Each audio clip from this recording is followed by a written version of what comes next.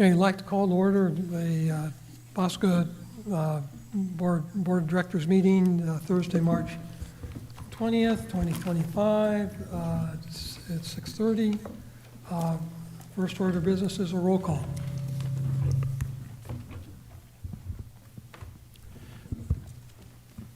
Okay, Director Andrews. Present.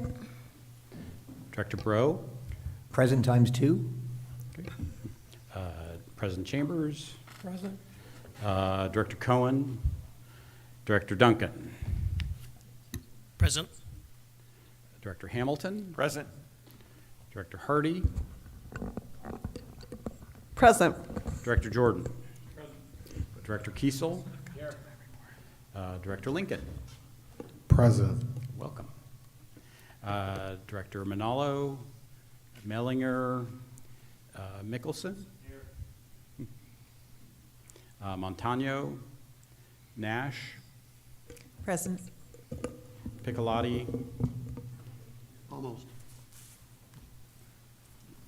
Okay, be here in a minute. Pierce, Here. Ragsdale, Here. Schneider, Milbury and Schneider present. Showalter, Here. Stevenson, Present. Stone, Here. Vella, Here. Weed, and Ziegterman. Here. We have a quorum. Okay, fine. Let's please stand for the pledge.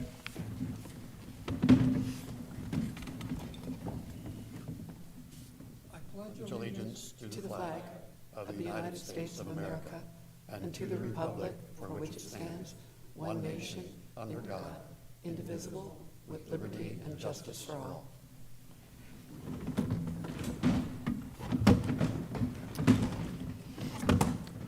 Okay, thank you. Good evening, directors. To begin with, I would like to remind directors we do have one director attending by telephone, so all votes will need to be by roll call. I also want to thank the City of Burlingame for providing us this meeting space tonight.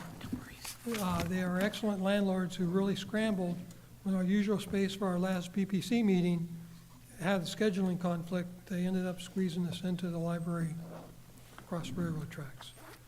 Thank you for your help, Burlingame. Heads up on that, though, our next meeting will not be here. It will be in Foster City, as you'll see at the end of tonight on the last slide.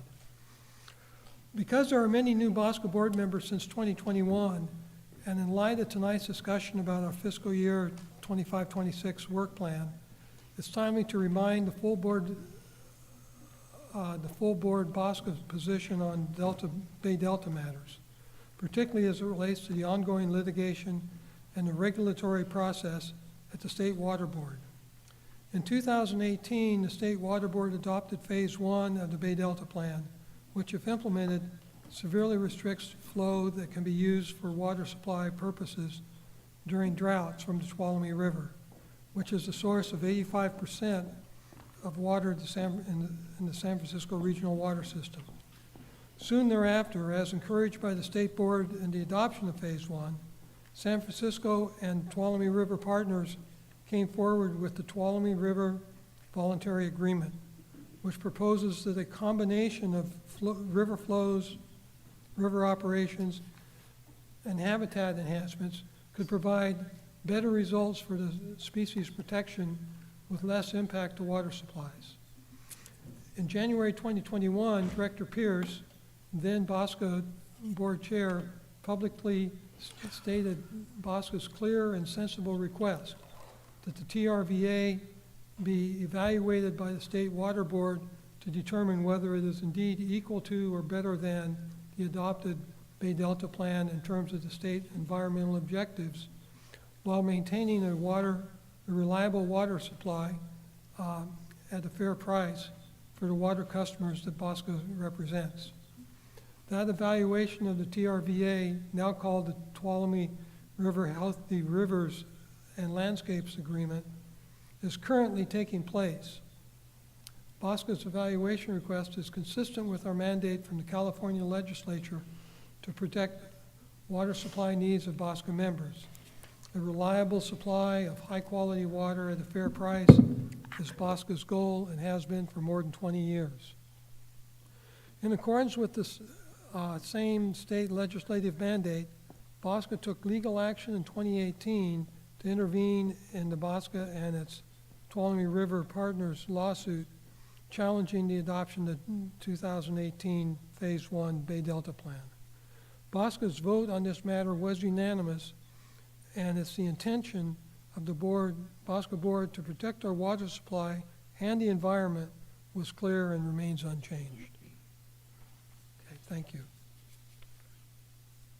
Okay, next, item number 3, board policy report. Director Hardy. Yes, thank you. The policy board met on February 12th, and as Chair Chambers mentioned, we had to move at the last minute, and Burlingame, over to Burlingame Library, and the staff, our staff and the Burlingame Library staff were wonderful, and it worked out quite well considering it was last minute. So even though we had to change locations, I will just make the point that there was nothing. We decided to cancel the closed session because there was nothing new at that point.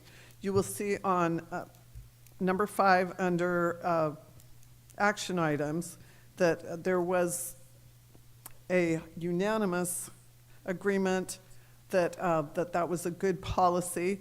And then for a little light reading, you all had several pages of our discussion over the work plan. I hope you all had fun reading that. We had a very spirited discussion, and some of that will be handled today and some of that will not. But just to make certain that you understand, there is something on here that there is no recommendation, and that's because it was after our meeting, and that concerns Director Weed. So, Director Weed, sorry. And I want to make certain you understand that's why there's no recommendation, because that was after our meeting. And please, please, please understand that Foster City is where we will have our next 3 meetings. And of course, it's appropriately in the Wind Room.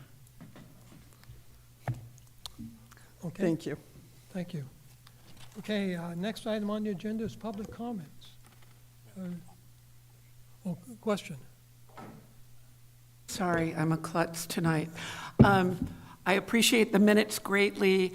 One of the things that we talked about was how to look at the pension issue. And I've since checked with my agency as well as my city, and we are looking also at option 3. We kind of talked about it but discarded it. That is the looking at establishment of a trust. There might be a reason to bring it back to future policy committees and look into the trust. So I'll just leave it at that. Thank you. I didn't mention it, it is in the minutes, but that will be brought back under with some other things because it will be separated. Excellent, thank you. Thank you. Okay, any other, Ann, you want to move your, Director Schneider? Okay, any other comments? Okay, next is public comments, and I do have 4 speaker cards, and I might as well start with the one on top. We have 2 minutes per person, and we'll go from there. Julianne Frizzle?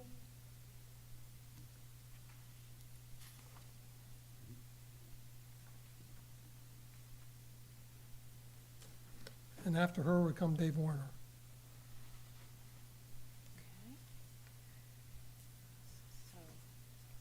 I'm Julianne Frizzell, landscape architect. My design work has been throughout the peninsula, and I have been working with irrigation water use regulations since the first irrigation water use laws were passed for commercial properties over 25 years ago. I and my clients and most of my neighbors save water because we care deeply about our beautiful California environment. A recent example of that care is the overwhelming passage of Measure AA by Bay Area voters who elected to tax themselves to help ensure the Bay's wetlands are restored. Over the past decade, the folks in your jurisdiction have been using 15 to 30% less water than had been predicted. and yet BAWSCA continues to project unrealistically high water use numbers going forward to 2045. The SFPUC's design drought is more severe than the drought planning by any other water agency. Because I wanted the San Joaquin Tuolumne ecosystem protected and restored, I supported the 2018 Bay Delta Plan amendments. Unfortunately, the plan has not been implemented and the Tuolumne environment continues to decline. The SFPUC design drought drives the current actions which deprive the Tuolumne of enough water to be a successful ecosystem, and it drives their future proposed action. The Commission water demand use projections have been wrong in the past and they continue to be wrong. The population increase numbers that the Commission uses are higher than the Department of Finance projections. By correcting the population projections and modifying the design drought, the data would show that the Commission could increase the flows in the Tuolumne River without running out of water. We would then have a chance to restore our precious and necessary Tuolumne ecosystem. Okay, We 2 can- minutes is up. Thank you. Okay, Dave Warner, followed by Patty Reagan. Okay, I'm Dave Warner. Oh, thank you for your service. You're likely aware that San Diego County Water Authority, which serves 3 million people in the San Diego area, is having financial difficulties. They've had a number of years of 10% plus rate increases, had a proposed 18% increase rejected, and are projecting a number of years at 10% plus increases. On Monday, the SFPUC hosted a Zoom call where the San Diego County Water Authority, SDCWA, reviewed the circumstances leading to its current difficult financial situation. It was fascinating, and in my opinion, too many parallels to the SFPUC situation, except that the risks with the SFPUC are greater. 2 minutes is not enough time to summarize the call, but the good news is that both Mr. Smegel, Mr. Francis, and along with Mr. Ritchie, if he's here, were all in attendance. I strongly encourage you to ask them for their take on, and particularly their thoughts for any takeaways for BAWSCA from SDC to their situation. When hearing about their situation, note 2 differences that make the SFPUC situation much riskier and much less flexible. First, they buy a good portion of their water, meaning that when demand declines, it can offset some of the lost sales through reducing purchases. The SFPUC doesn't have that ability. 2, the SFPUC has 3 times the amount of debt that San Diego has, and as a measure of percent of budget. And while their debt will be paid off in 10 years, our SFPUC's debt is taking on a lot more debt with horizons of 30 years or longer from now. These differences mean that the SFPUC has much less flexibility than San Diego. Jeff Stevenson, Director of Water Resources there, mentioned several things to learn from San Diego's situation. I'll mention one, which is look carefully at your demand forecast. Jeff thought maybe a flat line, a poor choice of words, despite population growth. They're forecasting a 24% decline in water sales over the next 5 years. That's quite a change. Historically, their projections look just like the SFPUC, up and to the right. Anyway, please consider asking Mr. Smegel, Mr. Francis, or Mr. 2 Ritchie for minutes their is up. views. Thank you. Okay, Patty Reagan. Hi, I'm Patty Regier. I want to thank you all for being here. I mean, I know it takes a lot of time, and water is kind of an underappreciated but really appreciated necessity that we all have. And I want to also welcome the new CEO. I mean, I'm hoping for some great things happening. And one of them, I would really appreciate it if we could have some workshops for the community to be more involved and to know what's going on and what you guys do. I think that would be really helpful for the community, especially with changes coming on. And I also, it's difficult to come. I've spoken at the Delta, at the water plants in Sacramento, and done a lot of water and going to San Francisco. And I think one thing that would be really helpful, if we could do a Zoom for comments from the community from outside, because it's difficult to come, especially if you're a working family and you have children. So I hope that's all. I just want to thank you for all, and I'm looking forward to a new change. Thanks. Okay, thank you. Peter Dreckmeyer's next.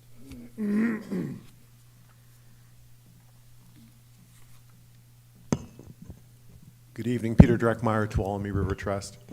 On November 30th, 2020, the SFPUC hosted the first of 7 public workshops to take deep dives on Tuolumne River issues.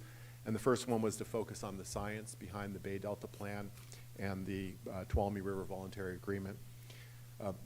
The meeting started with a presentation by SFPUC staff on the water system and distribution, and then it went into general public comment.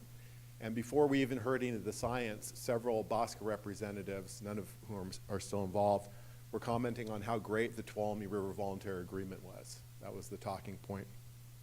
Following that, the conservation groups hosted scientists to talk about the science behind the Bay Delta Plan. And then the SFPUC was called up to give their presentation on the Tuolumne River Voluntary Agreement. And we're all baffled. They didn't have one. The commissioners caught them by surprise. It caught BAWSCA by surprise.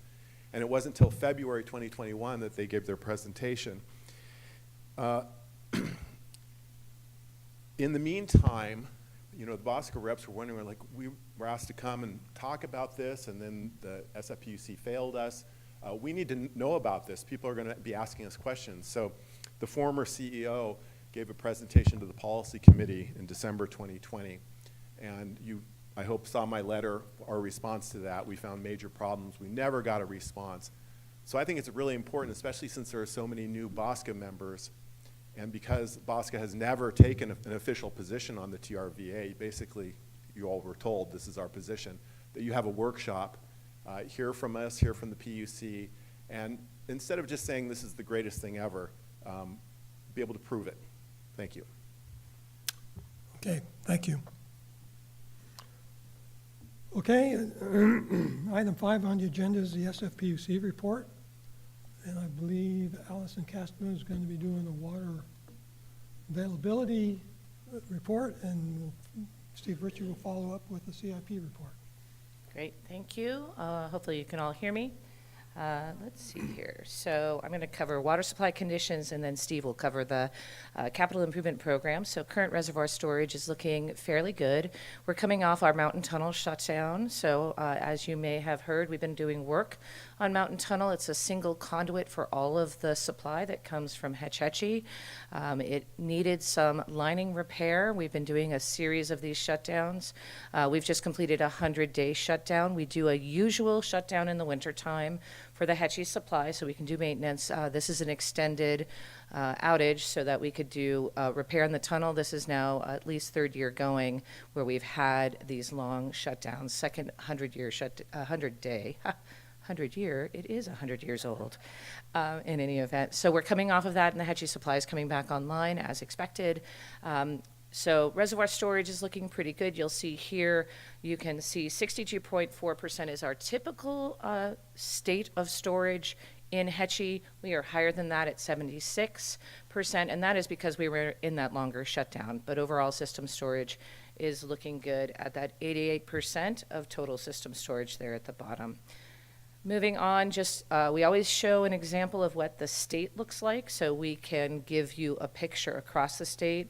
Again, we continue to see good storage levels across the state, as we saw coming out of 2023, a very wet year. So we've seen good retention of those reservoir levels. Most of these are at or above historical averages for that's the green line when you look up here on each of those bars. Most of the blue bars indicating the current level of storage is above that historic level. So that is a story across the state. I think Millerton is the only one that is very slightly below, actually Castaic too, very slightly below their historic average for this time of year. Drought monitor is really much more of an agricultural drought monitor, but we do see this reported across the state. So we've seen this go almost in 2023, almost all of the yellow went away, and we've seen it come back. Obviously, you're seeing much of what gets reported, which is more drought and more extreme drought down in the southern portion of the state. But for us, we're looking pretty good on this. Again, not exactly a report on our watersheds and hydrology, but just for your knowledge across the state. Hetch Hetchy precipitation, we're almost at our median line, which is from 91 to 2020, so above our 2024 line. We've seen precip come in here in the last few weeks. You'll see some more details as I move through this. For the upcountry index, we're looking at 24.47 inches. That's almost 80% of the median for the 12-month period, right? So water year is October 1 through September 30th. So at this point in time, we're at 80%. In the Bay Area, we're almost at 90%. So we've seen a bit more precipitation down here. So we get to snowpack, you'll see it's climbing up. It's below the median, but again, we do expect to fill reservoirs, to fill Hetchy this year. That's a very prime goal by July 1st, that we aim to watch for snowmelt to come in and top up the reservoirs so that we're in a good position to hold as we have less rain through the year and carry over storage into the next winter, depending on, we could see dry conditions or the start of a drought. We have no idea, and there's no way to predict what we'll see in the coming water year or later this year. Total delivery is 165 million gallons per day. This is somewhat typical depending on weather. When we have seen dry conditions like 2015, you'll see that demand be much higher in that period because there's been less rain and people are doing what they can to preserve their landscaping until a drought is actually declared or something of that nature. We're not in a condition like that, so 165 is pretty average. A little bump up and down depending on when we've had more rain coming in. Just the last slide I think I have here, which is precipitation. So we've seen a little bit more. We're seeing a little bit more up in the mountains in our upcountry watersheds in this week. And then I think what we're starting to see in the next few weeks is it to basically dry out. We're not expecting any major precipitation or snowfall in the coming few weeks. And I think that is it on my side of things on the water supply. Any questions that I can answer? If not, I'll pass it to Steve. Thank you.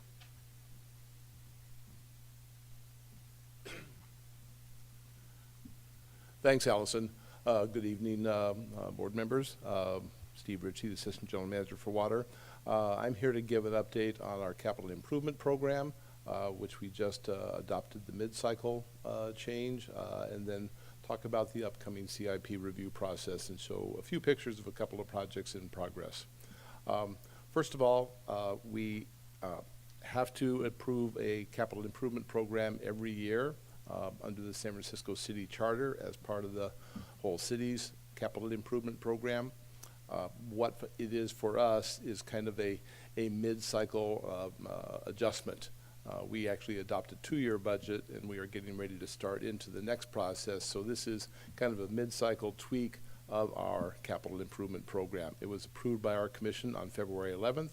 The Water Enterprise Capital Improvement Program was $2.42 billion, which was a decrease of 18% over excuse me, the prior 10-year plan that was adopted a year before. That relates mostly to projects that were actually had an appropriation in that first year. So it just dropped off because we were holding a new 10-year cycle. Regional projects are a 10-year total of about $1.26 billion. Some of the key projects within that are the ozone treatment plant at the Snow Valley Water Treatment Plant, significant pipeline rehabilitation and replacement, the Millbrae campus improvements, and dam and safety reservoir improvements. But it also included a reduction of $152.9 million due to the removal of the Los Vaqueros Reservoir Expansion Project and the Daly City Recycled Water Project. On the local front, we had a 10-year total of $1.16 billion, which is mainly water main replacement. That is the very dominant piece of our capital improvement program in San Francisco. But we also are developing a new San Francisco Water Division headquarters project. Our headquarters there is quite old, fallen apart, and we've got a new project that's just underway.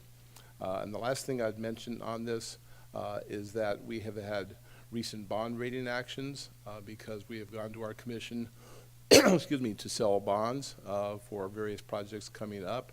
The bond rating actions, I'm happy to report, were reinforcement of our existing AA rating with a stable outlook. And that was good news both from S&P and Moody's at this time. So we were very happy about that. This is just a schematic, or not a an artist's rendering of the Snow Valley Water Treatment Plant ozone facility. If you know the plant, it is there on the left-hand side of the diagram, the normal filtration plant, and then the empty lot to the bottom is going to be filled with our ozone treatment plant. The ozone plant is really, its main purpose is to control taste and odor compounds, because we have had problems with that at different times in the past, and this is really the main way to control those. So we're really happy to be moving forward with this project. This is one of your classic initial project view. This used to be the San Francisco Chronicle printing plant. It's now a flat, cleaned up space, and we're beginning construction of our new San Francisco Water Division headquarters at that site. And it is going to be on about 7 acres, and we expect this to be a facility that will service for another 75 plus years into the future.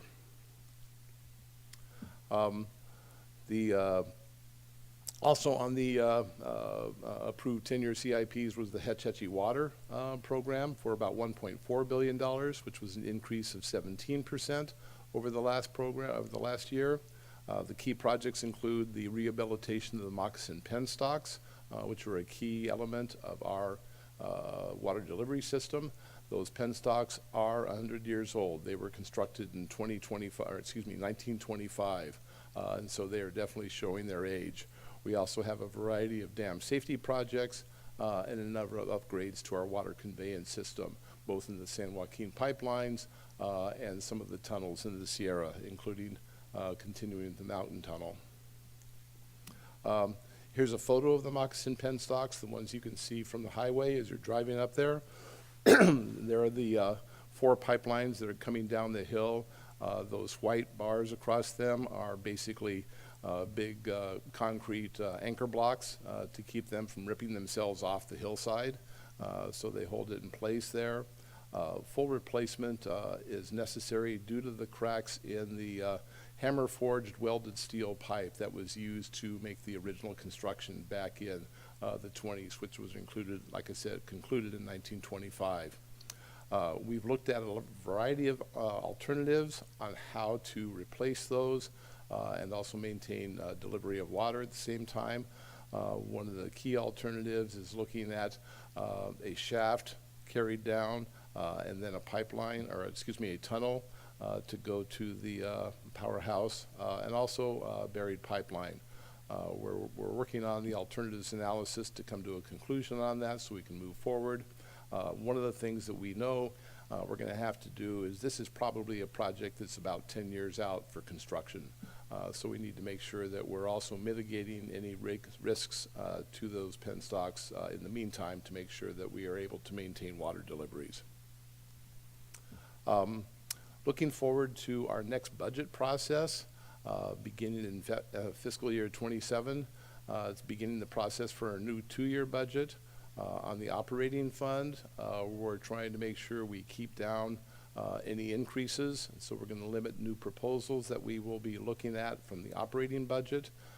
And on the capital side, we are anticipating increased costs on various projects, which for us means reprioritization.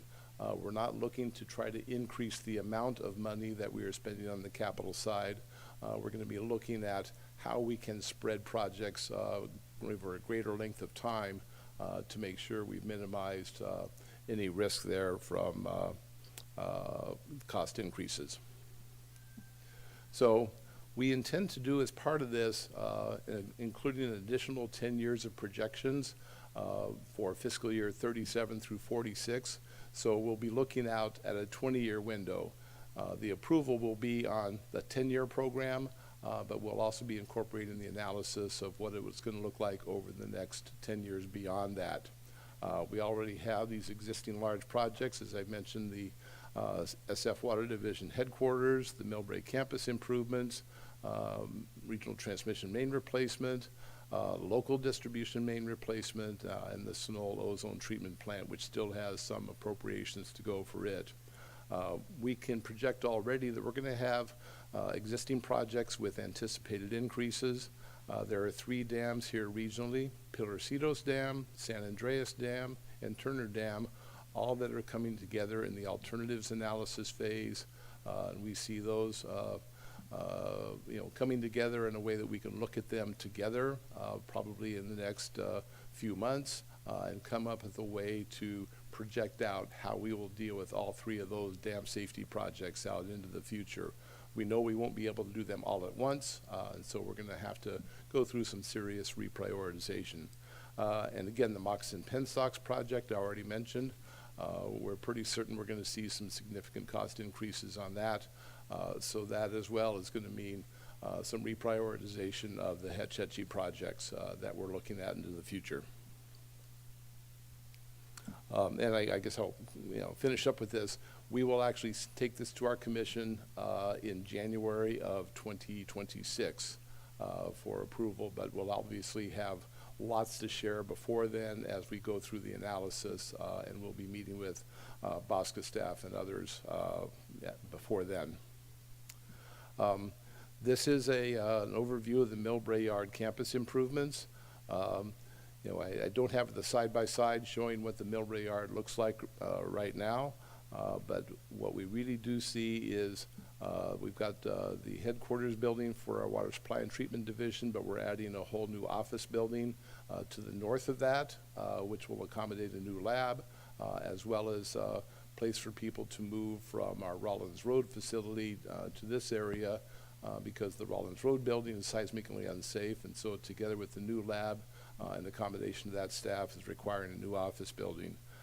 On the lower right on the side of this, you see what is currently the outdoor supply hardware facility, which is a tenant of ours. We've worked with the city of Millbrae and OSH to try to make sure we can extend their lease as long as is reasonable before we actually start the project, and we're looking forward to success on that. That I can't really share right now, but I think we've got a deal coming that will give them some more time. But we're going to take over that building to, again, accommodate greater staff and facilities here. So this is going to be a big improvement in our Millbrae facility. The regional dam projects I mentioned, San Andreas there on the left, Pilarcitos on the upper right, and Turner Dam, which is the one that impounds San Antonio Reservoir on the lower right. Those dams, Pilarcitos was constructed in 1866, San Andreas was constructed in 1875, and Turner Dam is the baby of the bunch. It was completed in 1964.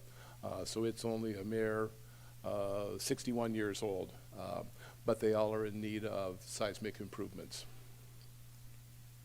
And my last slide is not really our capital improvement program, but it is something that we paid for in large part. This is the Wapama Falls Bridge, that if you've been to Hetch Hetchy, this is where the waterfalls come down from Wapama Falls, and in the spring is often crashing over the bridge. And there on the far end of this, you see what is a brand new section of bridge that has moved out away from the falls area because the falls have actually over the last 15 years knocked 4 people to their deaths trying to cross the bridge when it was being washed over by water. So this is a huge safety improvement in making it accessible, and this is part of our relationship with the National Park, where we actually paid for this capital improvement back up there in the watershed. So I'd be happy to answer any questions.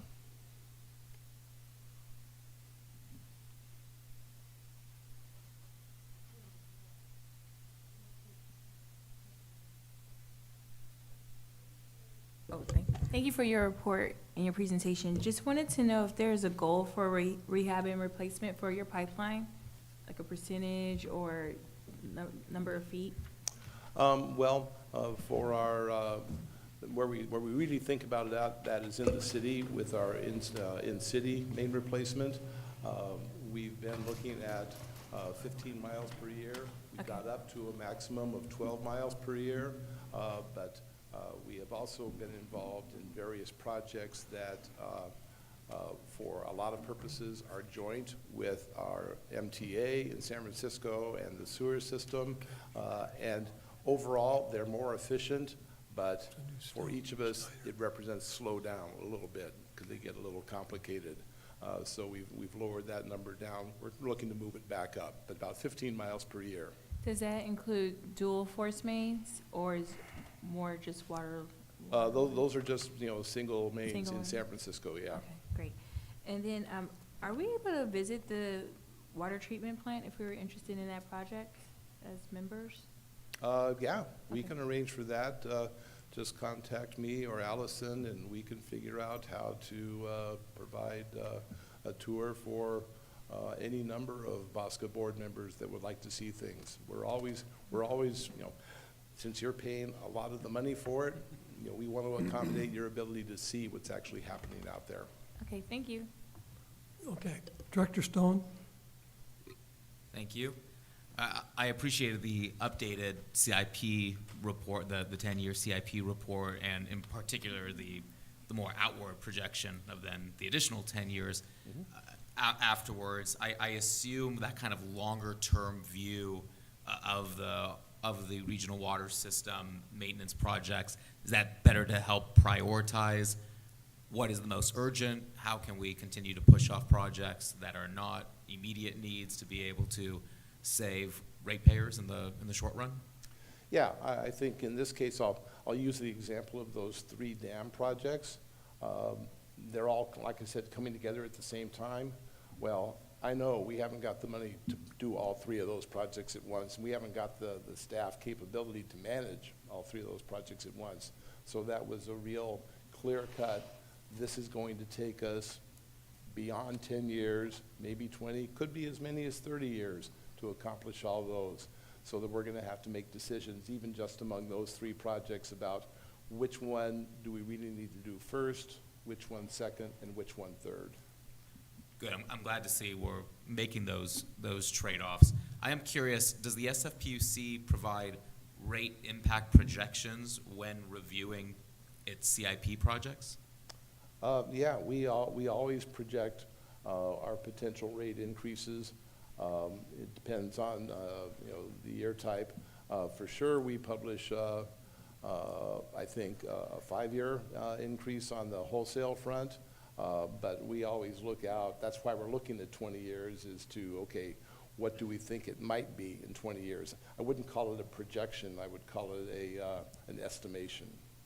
Okay, appreciate that. And I think that'd be beneficial for us to be able to all see as well, because I think one of the critical things, I always kind of question, how are we supposed to ensure reliable and cost-effective water source for our constituents without understanding then the rate impact and projections on some of these projects. So glad to hear that's happening. I don't know if we get to see those as well from the BAWSCA side, but relieved that SFPUC is looking at it. So thanks for that. Yeah, we look at everything.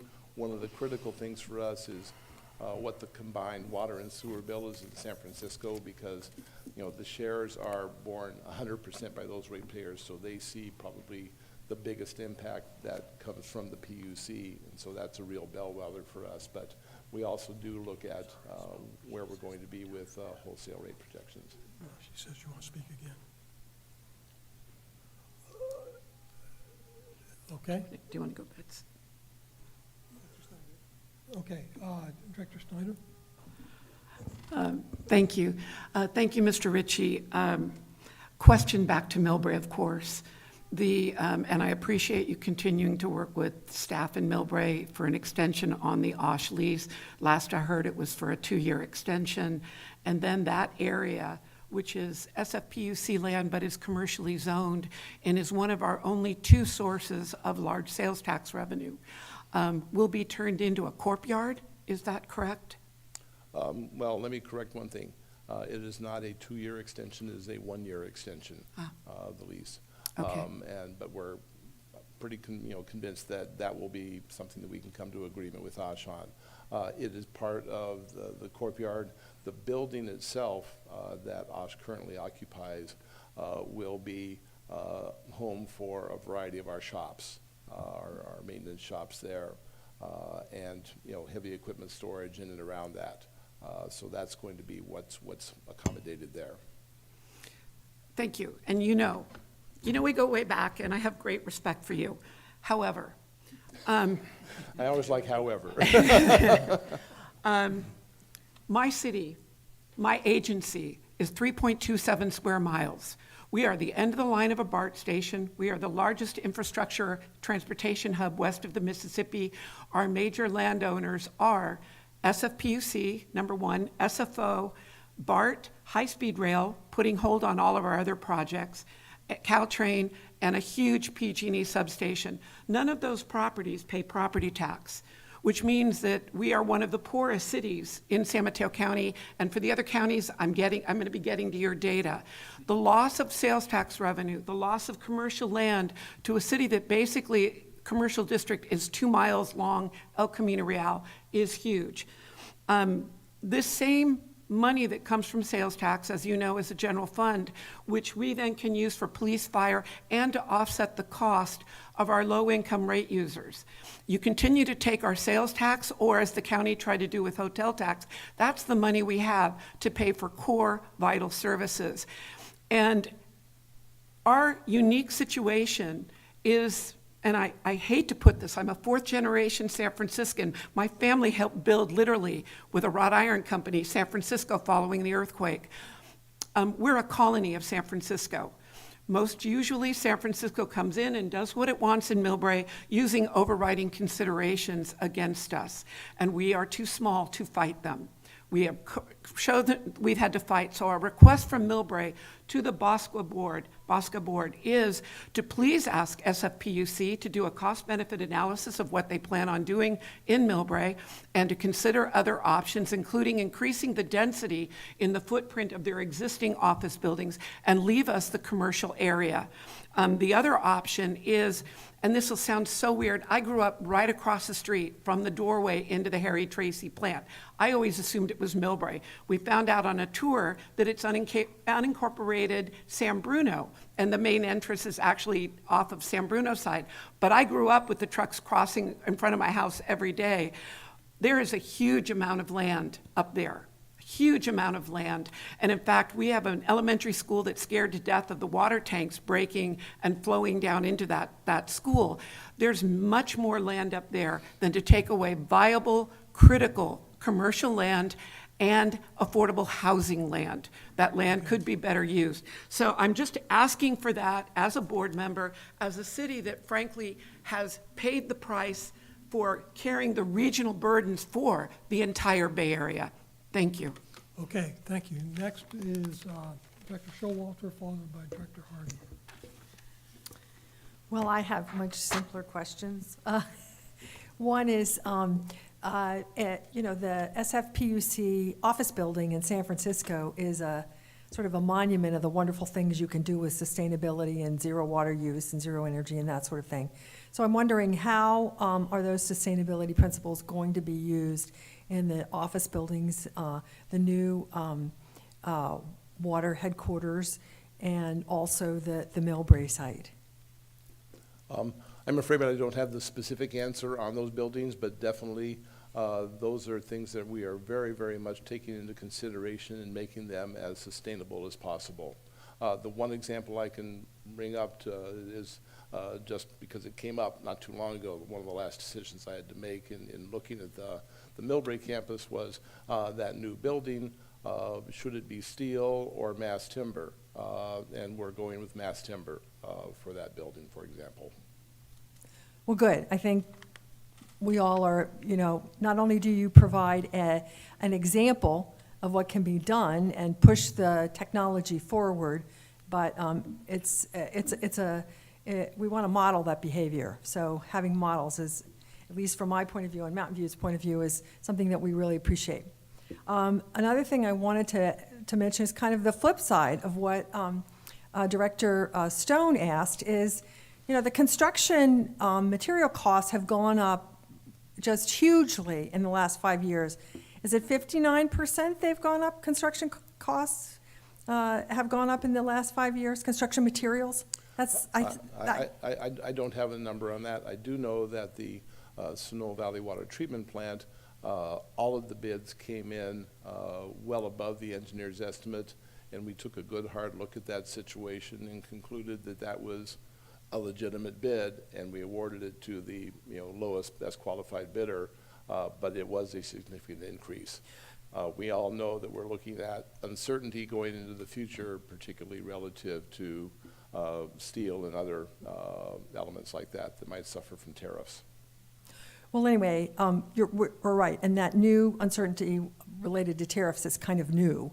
The increases I'm talking about were, predate that.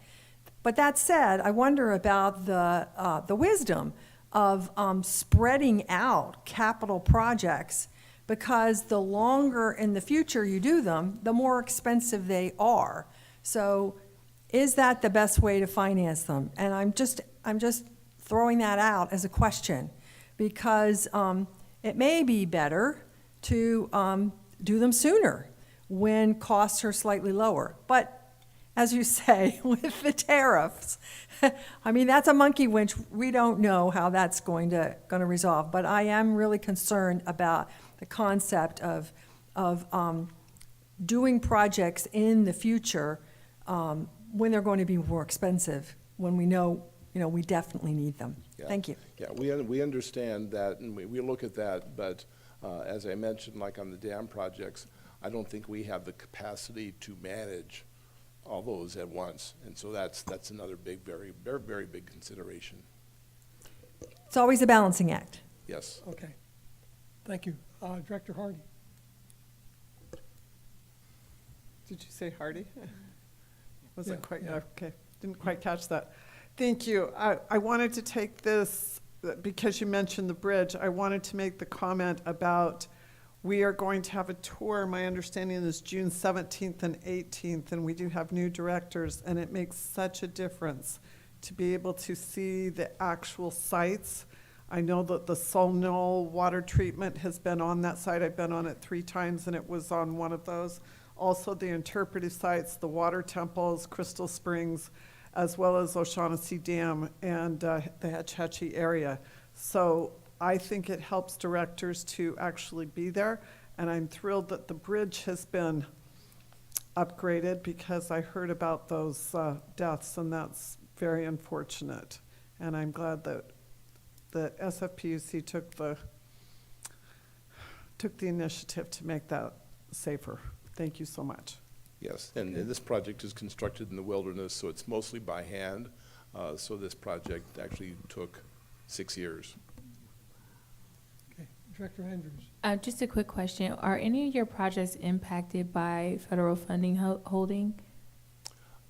We are not aware of any at this point. That's something we're watching very closely. Our wastewater projects as well have benefited from federal funding. Historically, we have not used a lot of grant funding. We've really relied on ratepayers, but because of just the things that are coming along, we're looking a lot harder at those funding opportunities. We did have a call on that earlier this morning, and I would just state that among various people, there's a lot of anxiety about what the future holds, and I, among others who I guess are old enough to have been through a lot of things in the past, said we need to be thinking of the long game, 5, 10, 15 years out. And so we need to do the work so that we are ready to accept funding, apply for and accept funding whenever it becomes available, whether it happens to be under this administration or the next or the next. Okay, thank you. Okay. Any other questions from the board? Director Pierce, I believe, right?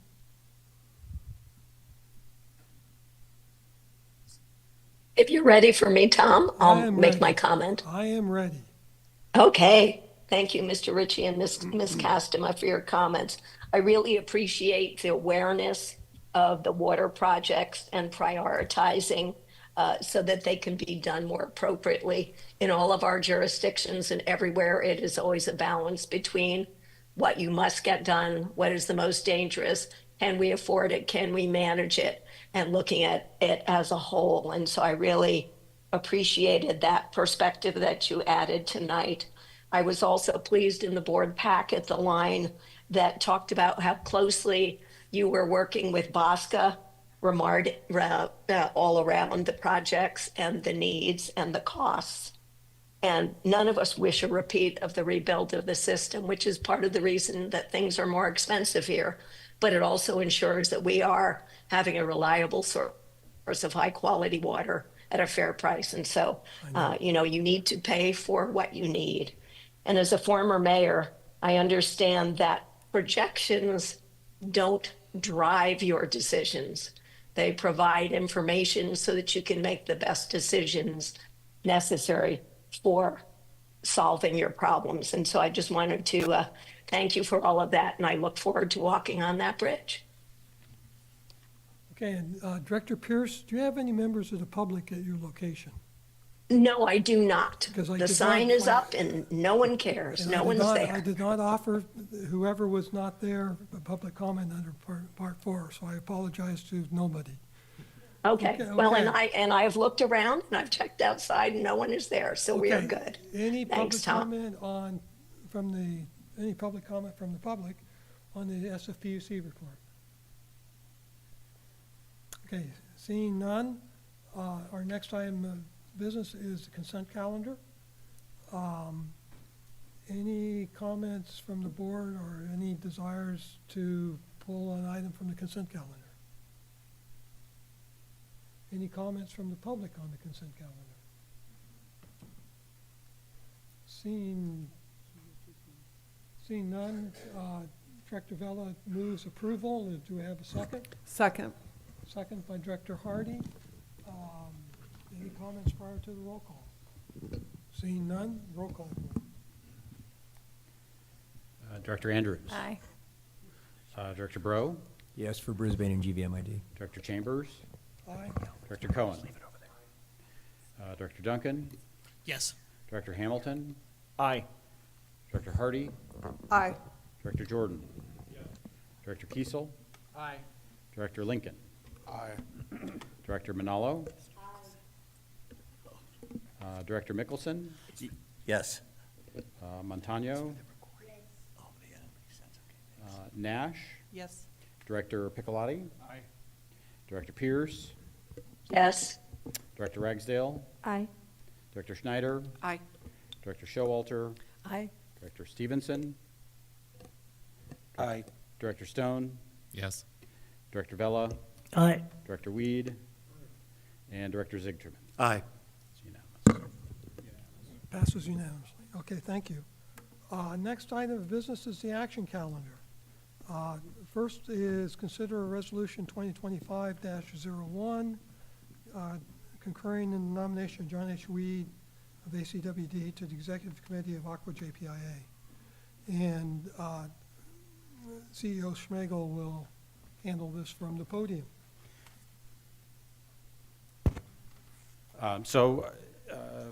There is a vacancy on the executive committee of the Association of California Water Agencies Joint Powers Insurance Authority. That's the Aqua JPIA. They've invited the member agencies to submit nominations, and Alameda County Water District has submitted the name of John Weed, has nominated John Weed, who's our board member as well as a board member there at Alameda County, and submitted his name for the position. They have both requested, Director Weed and Alameda County Water District have both requested BAWSCA's support for the nomination. We provided a similar support in 2003, and they do require a resolution concurring in the nomination. A draft resolution was included in the agenda packet today, and that meets the requirements of Aqua JPIA. So the recommended action from staff is that the board adopt Resolution 2025-01, concurring in the nomination of John H. Weed of ACWD to the Executive Committee of the Aqua JPIA. Okay, moved by Director Piccolotti, second by Director Bro. Any comments from the board? Director Hardy. I just want to say that reading through the resume, I wanted to comment on what an amazing resume and how absolutely qualified Director Weed is, and I'm very happy to support this. Okay, Director Jordan. I would second that motion on, or comment on the qualifications. I do want to point out that my recollection is there are voting blocks that occur sometimes. And so to the extent that BAWSCA board members are JPIA board members, we can be a powerful voting block to counter what I've seen happen 2 years ago, at least. So, thank you. Okay, thank you.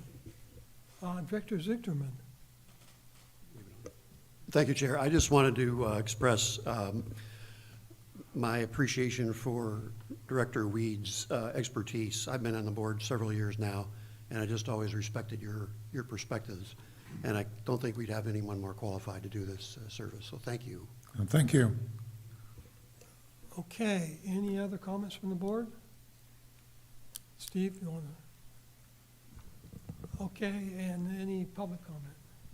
Seeing none, roll call. Director Andrews. Aye, thank you for your service. Director Bro. Wholeheartedly yes for Brisbane and GVMID. Director Chambers. Aye. Director Cohen. Director Duncan. Aye. Director Hamilton. Aye. Director Hardy. Aye. Director Jordan. Aye. Director Kiesel. Director Lincoln. Yes. Director Manalo. Director Mickelson. Yes. Director Montano. Yes. Director Nash. Yes. Director Piccolotti. Director Pierce. Yes. Director Ragsdale. Aye, and thank you. Director Schneider. Aye. Director Showalter. Yes. Director Stevenson. Yes. Director Stone. Yes. Director Vella. Congratulations, John. Aye. Director Weed. Aye. And Director Ziegler. It's not junior high. Absolutely, aye. Aye. Okay, thank you. Okay, our next item of business is item 8A, preliminary fiscal year 2025-26, work plan, results to be achieved, and operating budget. And again, CEO Schmegel will take this from the lectern. Let's see if I can work a 5K in tonight, back and forth. All right, so this is a bit of a long presentation, and so I will try to make it peppy and give you the highlights. But you do have the slides there with you, and you also had a pretty extensive memorandum that was included in the agenda packet. So today we're talking about our preliminary work plan, which aligns with our legislative authority and our 3 goal elements. So table 1, which again is in your packet, that's what I'll mainly be going through today. It presents the draft preliminary work plan. And then table 2 that's there as well, we won't talk about that as much, but that represents activities that are not included in the work plan. We're addressing critical issues now and into the future out to 2065. And importantly, it includes this year continuation of 2 major projects that you've heard a lot from us about. That's the Strategy 2050 project and also the new demand study. The demand study and the 2050 strategy have been worked on in this current fiscal year and will continue to be worked on in the next fiscal year. Other new items are relatively small this year, and that's because of the magnitude of the 2 items that we're continuing to deal with from last year. The first new item that I would mention is that we are continuing to be a little bit more interested in developing the Regional Financing Authority as an aid to some of the projects that might be involving San Francisco or local agencies. Will be just initially scoping that out for this year. And then we expect that by the end of this current fiscal year, we will have adopted new water supply amendments and the Tier 2 water allocation. And we'll spend some time in the next fiscal year making sure that those are operative and implemented. So the plan that's presented today reflects board input. You all gave us some good input at our last meeting in January, as well as the input that we received at the Board Policy Committee meeting in February. More than what you saw last time, we're showing you now the staff loading that's involved with the work plan. There's a chart that's in your packet that I'll get into that shows the staff resource analysis for our work plan and estimated staff hours and FTE by work plan item. That was a big topic at our BPC meeting, and it caused Tom and myself to go back and look at some of the hours that we were allocating. We did lower that a bit, and so for directors that were on the BAWSCA board last year, you'll notice that our staff loading time has come down by more than 1,000 hours. And that's due to a variety of things, different projects that we're working on, but really honing in on not overworking the staff. What can we do to manage that better? I will continue to evaluate the loading against both our consistent, intermittent, and cyclical workload requirements, and I'll make later recommendations to the board as necessary. So here I'm going to spend a couple of minutes on the details of Table 1, which you have again in your agenda packet. These are all of the work plan items, all of the things that the staff expects to be doing in the upcoming fiscal year. And a lot of these are core, and when you see they're not bolded and not bright blue, it means it's something that we've been doing and will continue to do. So the first section in reliable water supply is monitoring the 10-year capital plan, the CIP that Steve was talking about, and I'll talk a little bit about later as well. Asset management program, the WISIP, which was the major water supply improvements for the Hetchetchee system, and emergency response. So this is a bread and butter of a lot of our staff. We have 3 engineers and analysts that work on this area. Really critical to your comfort level that we're supervising and evaluating, analyzing what SFPUC is doing on the capital side. The one item here that's new is simply an update that we will engage with the SFPUC on their preparation of the 2026 State of the Regional Water System Report. The next item in reliable water supply is, of course, long-term supply solutions. Here we get into Strategy 2050, which I talked about a moment ago, and the updated regional water demand projections. Those are a big burden on staff in this coming fiscal year as well as in this past fiscal year. A number of the other items there continue. Won't go into any big details on those. But here, as I mentioned up front, we hope to conduct an initial scoping evaluation of the regional financing authority's available financing options. So this entity that you all meet for 5 minutes once a year and have been doing that since 2002, what can it do? What are the limitations on what it can do? And how can that then help finance some of the things that we might want to do with San Francisco in the future? So just to highlight again, Strategy 2050, you'll hear about that from us at every meeting. It's primarily staffed using a consultant. EKI is our main consultant on this. The consulting and legal expense related to the project is funded from a separate water management charge and is separately budgeted. So it's not in the budget that we'll present at the end of this slides that I'm doing right now. However, the staff resources to develop the Strategy 2050 are included in the work plan. So when you see the staff loading, that includes the work to be done on Strategy 2050. The updated regional water demand projections, just to talk again about this, generally done every 5 years, most recently in 2022, and that provided projections through 2045. Here we're providing projections through 2050. There'll be different scenarios, there'll be sensitivity analysis, It's going to be used both by all of your agencies in the urban water management plans, but is important to our Strategy 2050 project as well, and other regional planning efforts. The cost in the next fiscal year is about $250,000. That's less than the cost that we had in the current fiscal year, the 24-25 fiscal year. That's one of the reasons that our budget is down year over year, is because this item a little less costly than in the year before. We expect to finish this by the end of our calendar year 2025. The next item, item 3, is reliable water supply conservation primarily. This is really bread and butter for several of our staff members.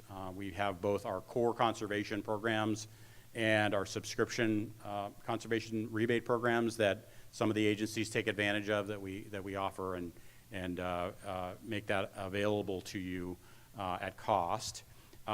There's no changes to this item. We'll continue to do the things that we've been doing in this area.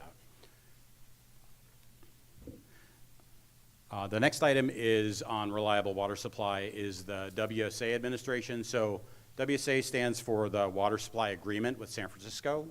So we, under this, there's a lot of interesting things that we do. One of the particularly interesting things over this past year has been the Tier 2 plan that your water management reps agree to, as well as going along hand in hand with that is several amendments to the water supply agreement associated that were kind of required, in a sense, to make those Tier 2 adjustments happen. And so that's dealing with minimum purchase quantities for 4 of our agencies. It's dealing with some of the other intricacies of drought planning and how water is allocated in what's called the Tier 1 plan during a drought. So you'll see here a couple of blue items. That's really just changing the wording from go ahead and get those amendments done to implement and oversee, make sure that they're adequately performing. Next items here on 5, 6, and 7, protect members' interest in reliable water supply. Item 5, this is a big item for us that we talk about all the time, of course, the State Water Resources Board proceedings, as well as the relicensing of the new Don Pedro Dam, which is the facility owned by the irrigation districts below the San Francisco dams on the Tuolumne. Grant opportunities, you might say we will be spending a little bit less time on this in the upcoming year, given the situation with federal grants, but we don't actually spend too much time on this at the moment anyway. This is a relatively small portion of our staffing time and other expenses. Tracking of water supply and conservation activities. This is an annual conservation report, annual survey, and a water conservation database. It's very useful to your staff, the staff of all of your agencies, and that we do provide copies to the board members as well, but that's a more technical set of more technical documents that are used again in water supply planning and that sort of thing. Item 8 is high water quality. We are fortunate that the San Francisco system, the regional system, has high water quality. So this is not an item that we spend also a lot of time on at the moment. We do pass along information that we get from San Francisco. We work with them when there are water quality situations. If there's too many trihalomethanes or if there's a change in the blend, we'll work with your water management reps on that. Again, this is a relatively small area of our work plan. Item 9 is fair price. So this is the work on the water revenue requirement. This is how much you pay for the water. And BAWSCA maintains a significant portion of its staffing in investigating and auditing and making sure that the expenses that are charged to us, that whole water revenue requirement, is fair and reasonable. The split of costs between the regional customers and the retail San Francisco customers is fair, as well as the split between power and water for some of the Hetch Hetchy resources. So that will continue. There's no changes to that area as well. I think this is the last two, yes. Got through it. So Item 10 is just making sure that we're out there with community allies, with other interest groups, working with folks on these issues, and trying to pay attention to what's going on in the water space for our region. And there's no changes to item 10. For item 11 is just managing the agency. There is one item here. We are expecting to look at supplementing our human resources program. We currently have one person out of our 9 people that's that's assigned to human resources, among other things that she does. And she does a great job, but we're looking to see if there's support that can be obtained, and a broader what I would say is a risk reduction in terms of having a one key person that does everything related to human resources. So that is an item that is new for the next year. I mentioned the staff loading earlier in the presentation. Here's the result after the BPC meeting. You can see that there are a couple of us that are around 120%. I'm at 140% here. Continue to evaluate that and go through. I think there are programs and items in our work plan that, again, are cyclical or are kind of special items like the strategy project that are just going to be extra work in this year and are going to maybe fall off in the next year. So I hope to continually evaluate this and make sure we're not overworking staff. But this is where we've calculated the workload as of this point. And just a breakdown of where the cost of the agency goes. The bulk of the cost is in reliable supply, water to fair price is there, and agency operations is about a third, 30% or so. And this is a breakdown functionally. Consultants and legal is one wedge. Salaries and benefits for our staff is the biggest portion of our cost, as well as other administrative and operational expenses. So getting to the chase on the budget and options for the budget. What are the considerations that we have for funding the operating budget? Primarily, we do that through our assessments on member agencies. We've traditionally looked at budgeting sufficient resources to pay for the results, so to speak, and spend only what we need to achieve those results, and try to be prudent, try to have a prudent general reserve. The general reserve, I think that the board's policy is between 20 and 35% of general reserve. Last year, we had a 9% assessment increase, and in addition to that, we were drawing $340,000 from reserves to pay for the agency. So last year, we had assessments of $5.274 million and a budget of $5.614 million.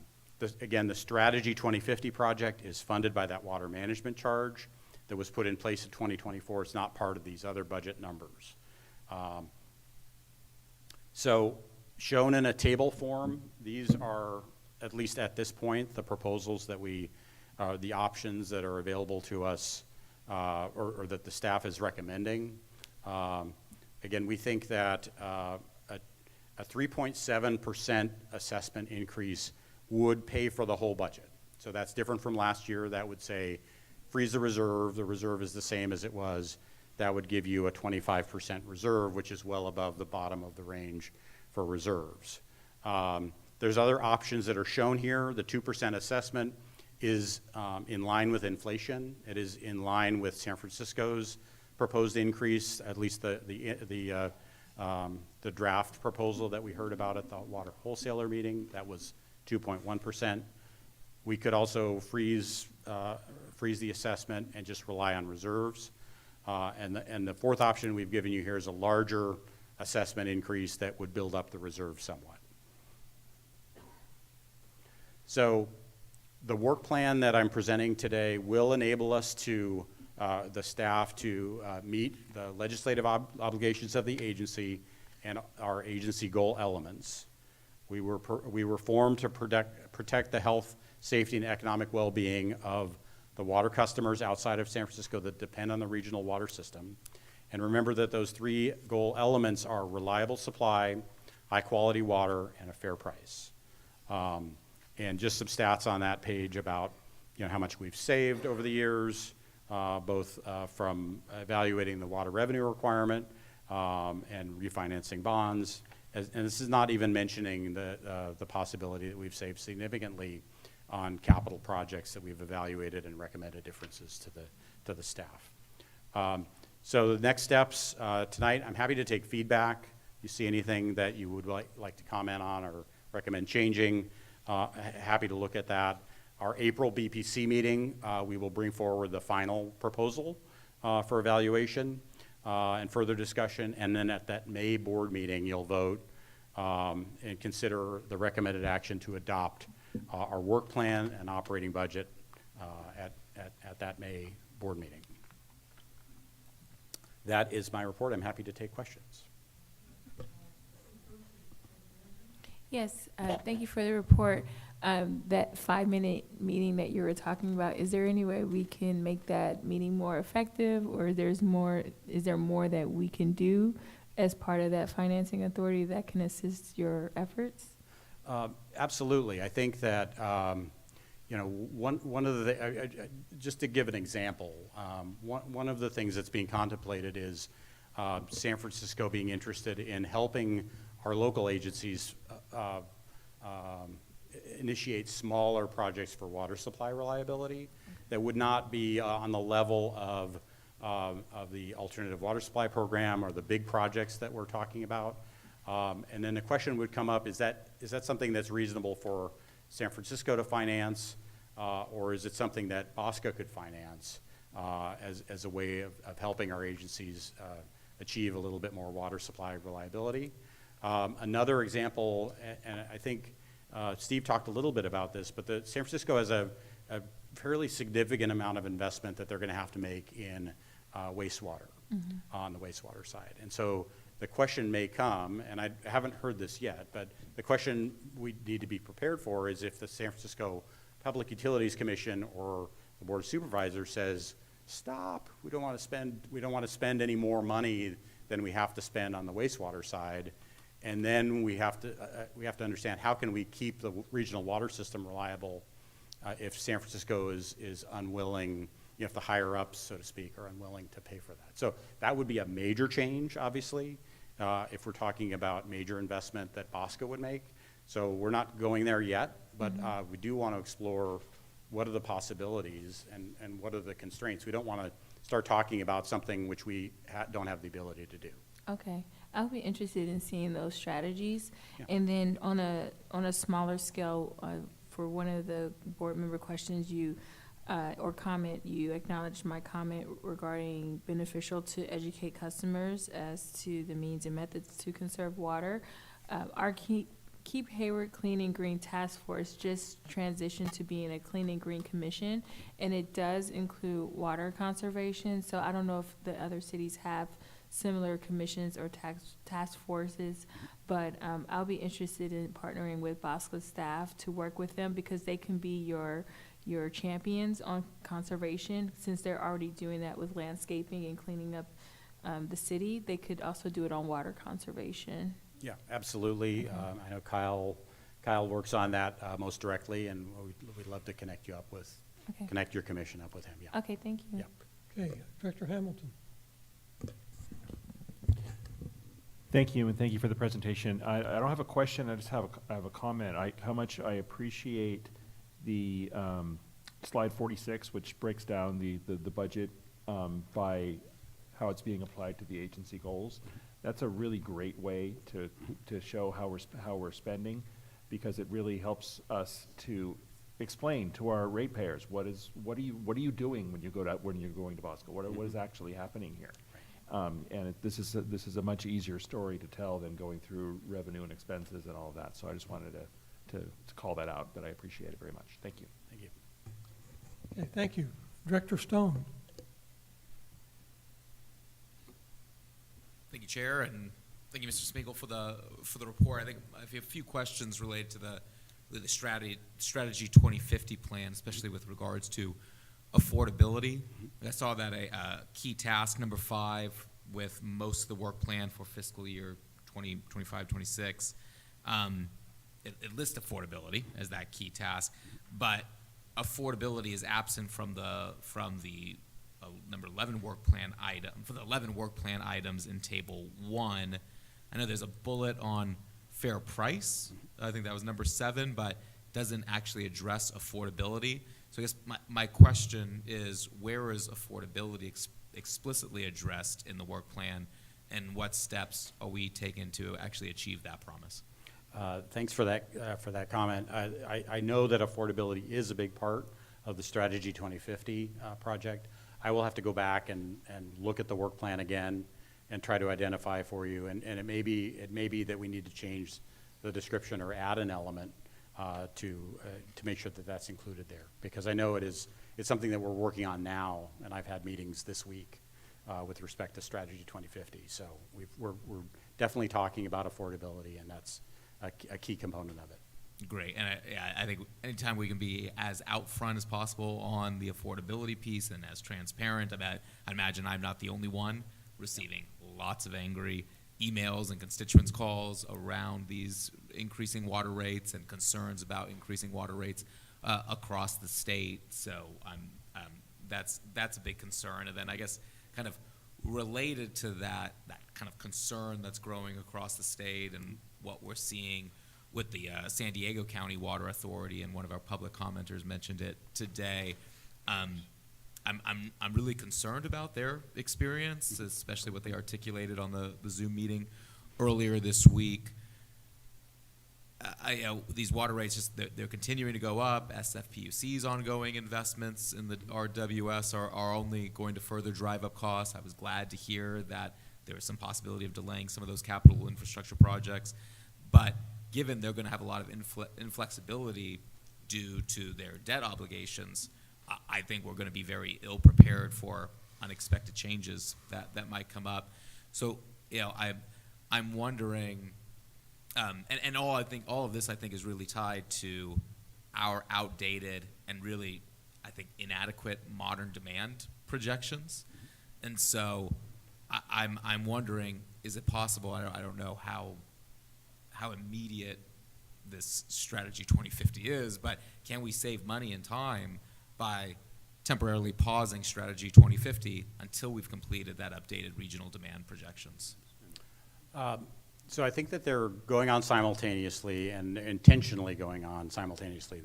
The regional projections, my understanding is that they'll be complete and ready for publication by the end of the calendar year, whereas the strategy project continues into the next calendar year. So we'll have new demand projections by the end of 2025, and that project will be done. And that sensitivity analysis we talked about,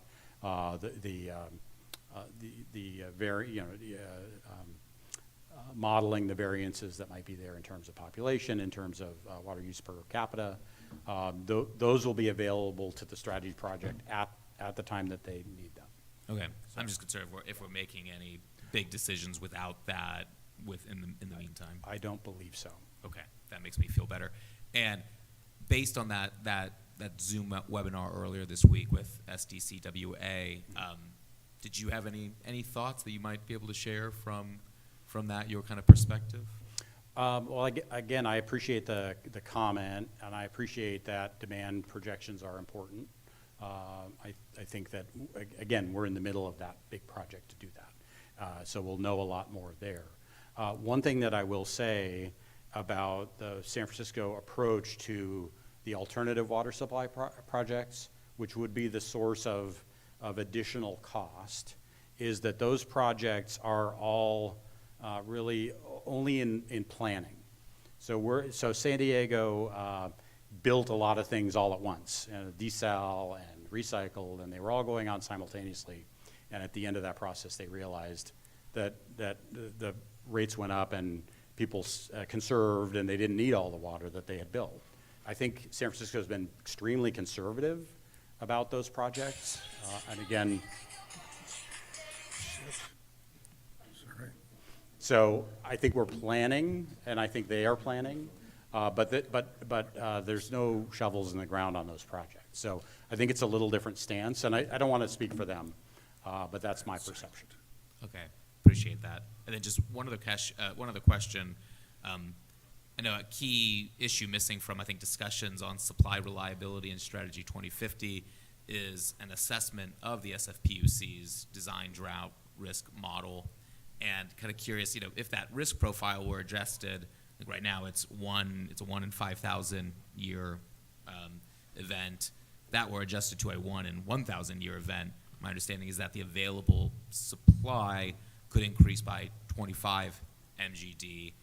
So I guess how much do we understand SFPUC's design drought risk, and shouldn't that be kind of a priority in ensuring that supply reliability, kind of further questioning that and making sure, is that the standard that we should be using?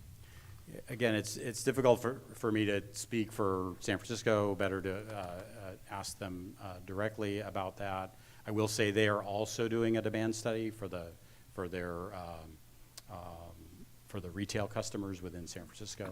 I think that plus the BAWSCA demand study will inform them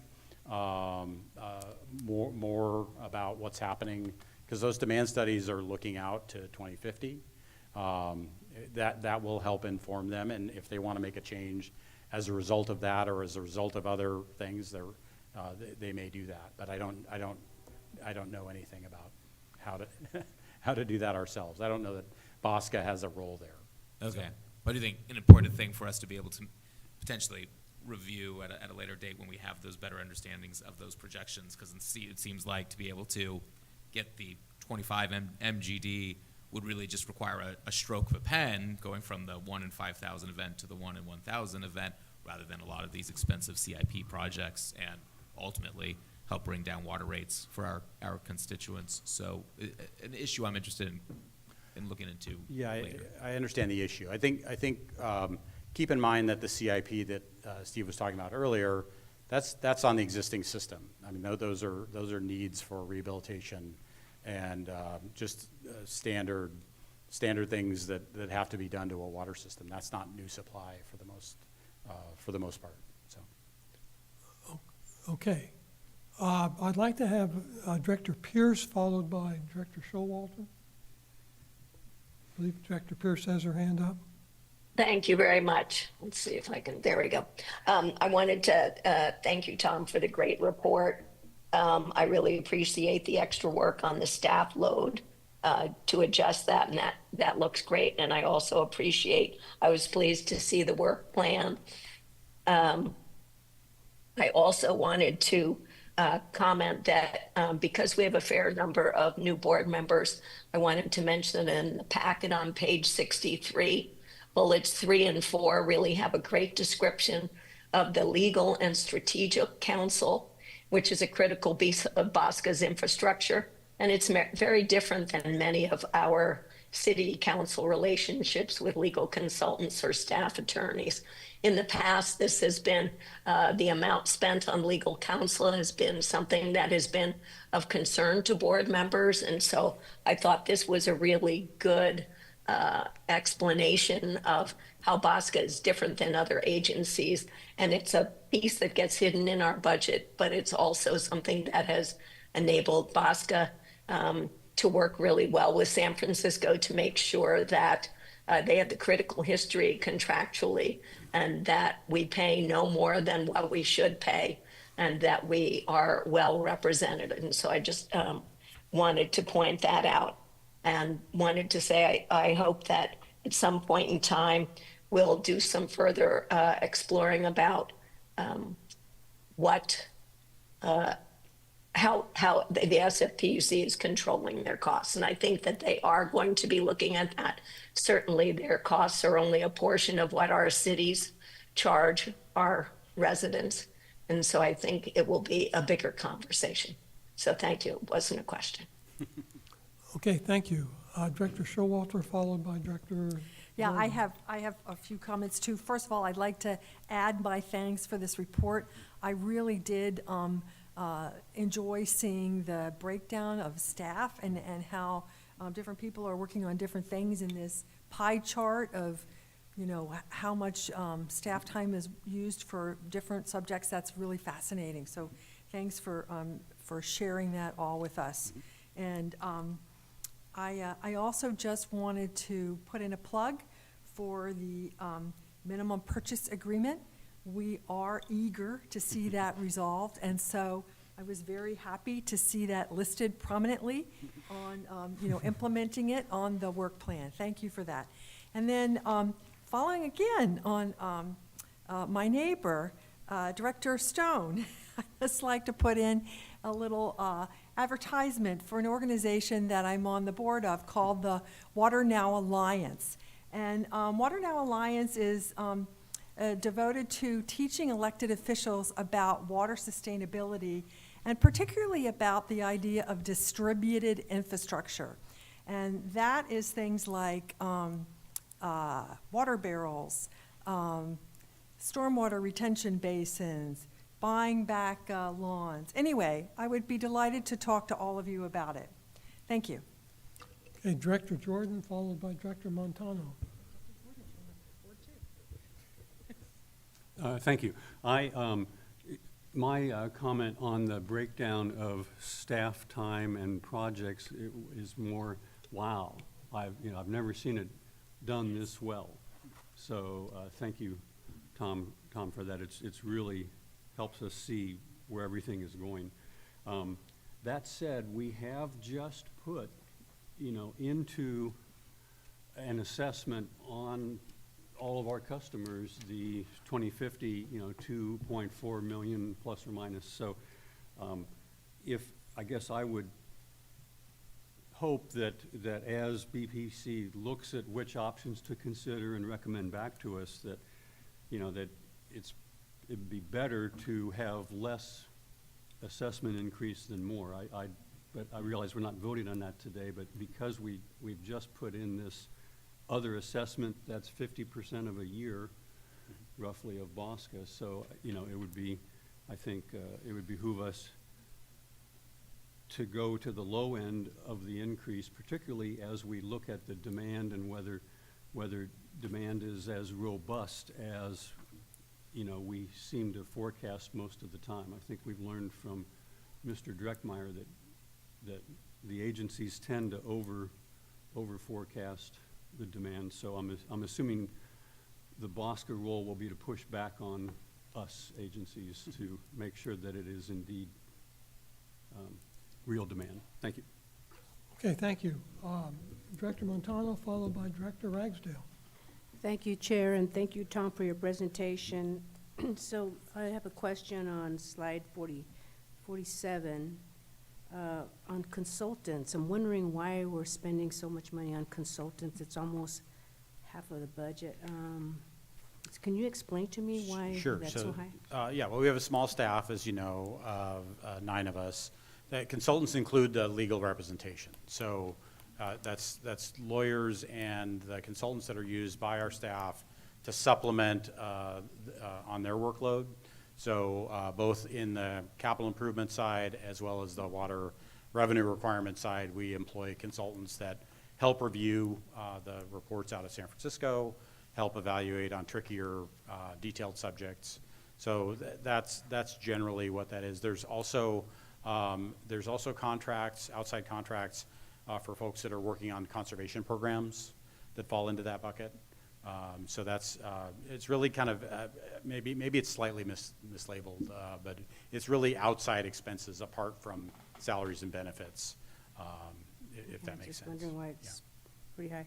Then the other one is I'm glad you explained that part of that cost is for our legal fees, because I was looking for the pie chart, you know, to see which sliver is the legal fees. Because I know we've been going through these legal battles for quite a while, so I'm pretty sure it adds up. So, yeah, thank you for explaining that. The other one is I didn't see on any of these slides the maintenance for our infrastructure, you know, the piping, for the conduits is part of our CIP. Is that not in here? Maybe I There missed it. there is a line to review San Francisco's asset management program that's part of, I think it was box 1 or box 2. I could jump back, but I could take it offline as well. But they have an asset management program where they're looking at how often they rehabilitate things. Oh, so I think we don't own anything ourselves. Oh, okay, so we're not concerned with that. Because I'm just concerned, when how stable or how, the integrity of the pipes, because they're pretty old. And for the water Yeah. supply to reach all the cities, and then I'm concerned about when the big one hits, does the San Francisco Public Utilities do they have people to check it all the time, the piping and the conduits? They do, yes. They have a lot of folks that are working in asset management, and that's part of the CIP. Those are those major projects in And case do we get something has reports- reached the end of its do you useful get life. reports So on that too? We get a lot of reports on that, yes. Okay, well, that's good to I know. also get an email every time there's an earthquake, so. Yeah, there was just one last week, right? All right. yeah. Thank you, Tom. Okay. Okay, Director Ragsdale, followed by Director Weed. Thank you, Chair. First of all, I add my thanks. This is a lot of work goes into this. I know we've seen it in various forms. I appreciate, I know CEO Sankola did this also with putting our questions and comments and the response to them. And I think that just makes the board really feel heard and appreciated. And I love that tradition that you've kept up with that tradition. And just let us know if you do need more staff. We love everybody. We want to keep them happy, and thank you for paying attention to that, and thank you for bringing up their hours and really looking at that. The HR addition is going to be super valuable, I think. The question that I had is Table 2 of activities not included under the reliable supply, fair price, et cetera. Some of those things might come up, so if they do, that's just when you come back to the board. Right, we'll effectively manage the budget that you give us and with the work plan, line that up with the work plan.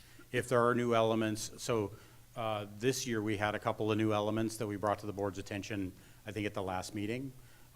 So we'll tell you about any new element in the work plan. I get an approval for that. And then if there is a budget update that needs to take place as a result of that, then we'll ask. The additions to the work plan this year so far have not required a budget adjustment. They were relatively small. But I know when I was on the board a couple of years ago, we had some that required a budget adjustment. And so usually that's just a recognition that we take that out of reserves. Rather than, I don't think there's been an appetite to raise the assessment mid-year. So just, that's the way that tends to work. Okay, perfect, thank you. Okay, thank you. Director Weed. Yes, thank you. A comment was made by the public at the start of the meeting about San Diego and the financial challenges they're encountering. I encourage you to get some information on what took place in San Diego, the financial perils of recycled water, and their decision, their lament that they didn't rely more on desalination. Okay. Any other comments from the board? Okay, any comments from the public on item 8A, which is the work plan?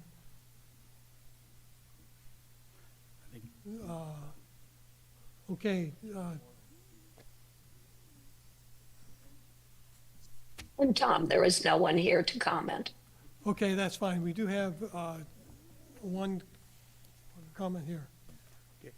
You guys, thank you for taking a few minutes. Dave I'm Warner. actually very impressed that Mr. Stone must have read my letter. If you've, in the supplemental package, I have a letter, and it's about the design drought. And it's actually what it's really about is the thing that you spend so much time talking about, a reliable water supply. And there's so many examples, including that 56% of your budget is spent on a reliable water supply.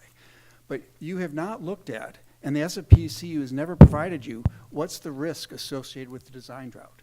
And if it turns out the risk associated with a design drought is like in a 5,000-year event or once in a 5,000-year event plus, and if by reducing the risk of the design drought can be once in 1,000 years or once in 2,000 years, and that frees up 25 MGD of supply, that's a huge number.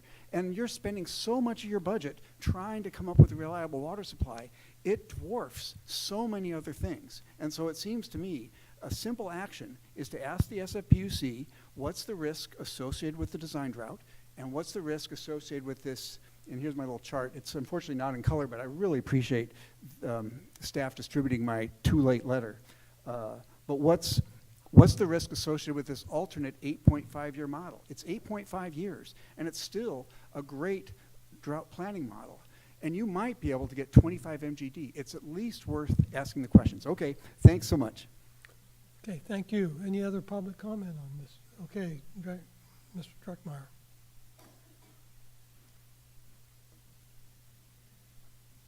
In 2 minutes. Peter Dreckmeyer, Tuolumne River Trust. Palo Alto has its own utilities, and we have a utilities advisory commission. Very smart people, very dedicated. Last November, they had a representative from the SFPUC and from BAWSCA come and present, and of course, people in the community came, and they spent about 2 hours talking about water. In January, the issue of staff's One Water plan, which is an alternative water supply plan, came up, and they spent a couple hours on that. And in March, after discussing water for a couple hours, they voted unanimously to reject the One Water plan. And the main reason was that the plan was based on we might face 50% rationing. And after doing their research and hearing from the public, the commissioners thought that's ridiculous. Why are we planning for that? And so this $500,000 plan is going to get shelved. I think the same thing would happen with Strategy 2050. You had a long-term reliable water supply plan in 2015. I think it cost about $1.5 million. Didn't result in any water, didn't result in a real long-term plan. So I love the demand study, and I think Tom Francis does great work on that. That's the great starting point. The idea of looking into what's the return period, what's the chances of the design drought happening. If you're doing flood control, you can plan for a 100-year flood, or you can plan for a 200-year flood, and you pay a whole lot more. Do you want to be paying for an 8,000-year drought? I don't think so. We have so much information to share, but we never get the opportunity. How about a workshop focusing on how much water do we really need to plan for? And I encourage you to put a vote on Strategy 2050 on hold until after you have the demand 2 minutes. study. Thank you. Okay, any other comments from the public? Okay, seeing none, we will transition to item 8B, which is about the long-term water supplies strategy, or Strategy 2050. And Mr. Francis, I believe, is going to be doing this.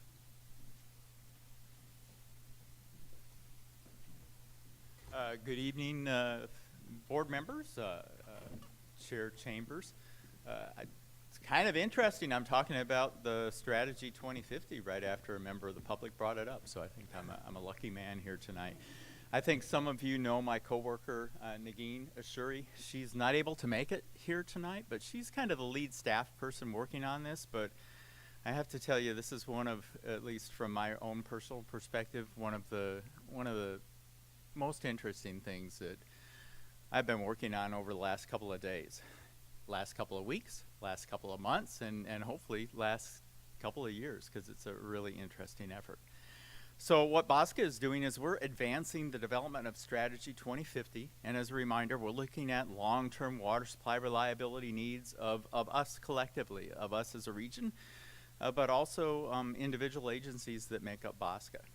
And just to give you an idea of what we've been doing recently, we started this effort in January, so it's just a couple months old right now. Last month, on February 19th, we held our first workshop with our water management representatives.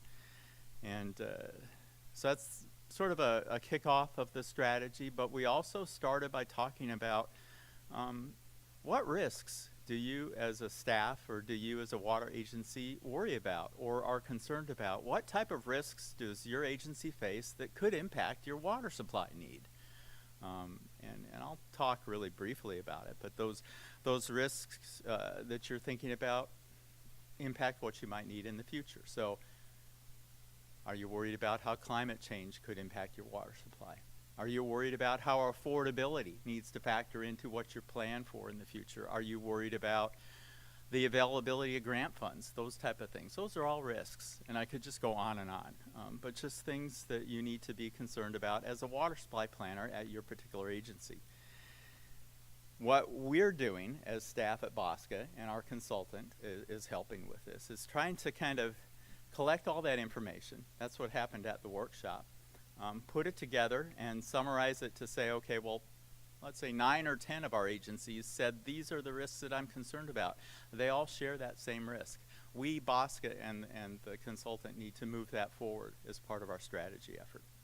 And you know, I heard what was just said about, you know, don't make a mistake in terms of developing an effort that thinks about things that have only one possible future, a design drought or something like that. Well, our strategy 2050 is going to do scenario planning. We take all these different risks, kind of group them together and say, well, what if the future is we have a whole lot of housing need, affordable housing need, and we're having a huge climate change impact in the future, and we're growing and we need more supply. That might be one scenario. Another scenario is my population isn't growing at all. Climate change hasn't impacted me at all, and I don't have any need to develop a lot of housing. So scenario planning helps make sure that as I develop strategy 2050 for some different future outcomes, I have a strategy in place. BAWSCA has a strategy in place that's flexible enough to meet that future. So I could go on and on about this, but the good news about that is that we're going to have our first efforts where we actually start meeting with you folks, you, the board, because we need to really engage the board beyond just our water management reps, and start talking about these things. So we're having plans for a detailed presentation with the board in May. You know, I want to call it a workshop. If I have an hour block of time, I would call it a workshop. I might only have 50 minutes with you folks. It depends on what the May agenda is like. But I promise you we're going to have a decent amount of time where we're going to get into, I'd say, more engagement type discussion. Not that I'm not trying to engage with you now, but it is going to be more of a workshop in May with you where we're talking about our strategy effort. I'm going to share with you what those risks are that your individual water management reps, your agencies shared with me. I'm also going to be sharing collectively what we view are the key risks or the key uncertainties, if you will, that we heard from our water agencies. We'll talk a bit about how that will go into the scenarios that we plan to analyze. These, like, I don't know, happy future. We're growing. We have plenty of water supply. We're able to meet our needs. Or I don't know, a sad future. We are growing, but we don't have any water supply, and we're facing all these changes. We'll talk about what those scenarios look like. That engagement, that interaction with you is something that we heard as staff at BAWSCA, and we're committed to sharing it with you. This is the first of many workshops, and it'll be coming in May. The goal will be to share that input and to talk about scenarios. Our board meetings are open to the public, so a lot of the individuals here that are concerned are probably going to be listening in and maybe even making a statement. We shall see. Future board presentations will continue through this year and into next. Our demand study, which I won't really talk about today, that includes scenario planning as well. So these uncertainties that I know are really a risk for us as water agencies are trying to be vetted pretty heavily by the work that we're doing here at BAWSCA. And I'd like to be able to assure you of that, and hopefully you'll see that in May. So that's a quick update of our strategy effort. We want to update you each board meeting. Turn it back to Chair Chambers.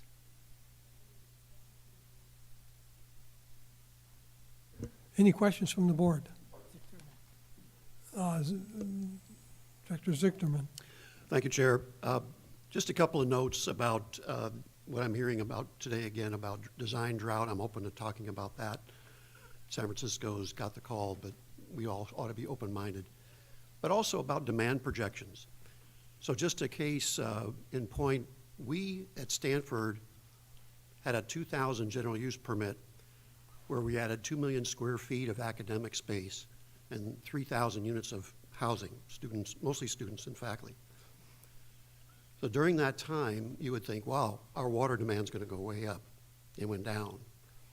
I think the 20th century post-World War II build-out of the peninsula and urban sprawl had a certain factor of water demand projecting an increase as population grew. But that was mostly for indoor and outdoor use. What we found is as we grew, we were also doing water conservation, a lot of retrofitting. So indoor use went down on a per person basis. Our landscaping irrigation, even though we were redeveloping and re-landscaping irrigating, our irrigation stayed even. So what you used to think about demand projecting growing as population grows may not be the case anymore because of our efficiencies, both indoor and outdoor. So keep that in mind as you're doing projection demands. It may be a lot less than you think. Okay, thank you. Any other board members? Okay, members. Okay, I'm sorry. Director Nash. Thank you. Next meeting, as part of your presentation, I would love to hear more about the updated regional water demand projections and how they will be used, because it does seem to me that they, and just coming into this very new, that would greatly affect the strategy 2050. So I would like to hear more about the interaction between that, given that the demand projections won't be available till the end of the year. We will definitely share that with you, and I kind of anticipated several board members would be interested in knowing that. So prior to the meeting, we'll probably be sending out, we'll have this packet, and I'll make sure that's included as part of the memo for the part of the meeting in May that deals with the strategy. So. Okay. Director Andrews. Hi. In the demand study, will we also see our highest users? Well, the demand studies, what we're going to be doing as part of the demand study is working with each agency, including yours at Hayward. So we typically don't publish that because we'll publish our strategy, but we'll know which are your highest users in each of your agencies.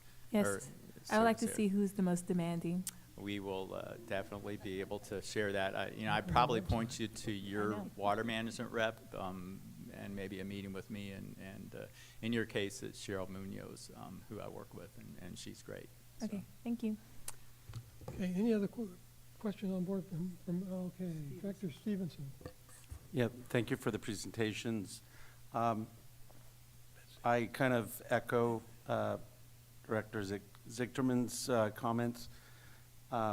25 years is a long horizon to base a demand planning scenario. One, just the sheer number of years, but two, might reflect more history in the way we've approached these things as opposed to leveraging modern demand planning scenarios, technology, the data sources. I think it's critical that we get this right. Not only for a horizon of 25 years from now, but it affects every CIP consideration that we're going to have to afford and or pay for as ratepayers. So I do think it's really critical that the supply or the demand planning side of it is really studied hard, and would be open to certainly inviting other experts beyond just the horizon of SFPUC, the BAWSCA board, consultants that we've used to really make sure we're making a thoughtful projection here. Okay, thank you. Any other board members? I do have speaker cards for a few speakers. Julianne Fiscal again, is she here? Okay. Dave Warner, did you want to speak on 8B?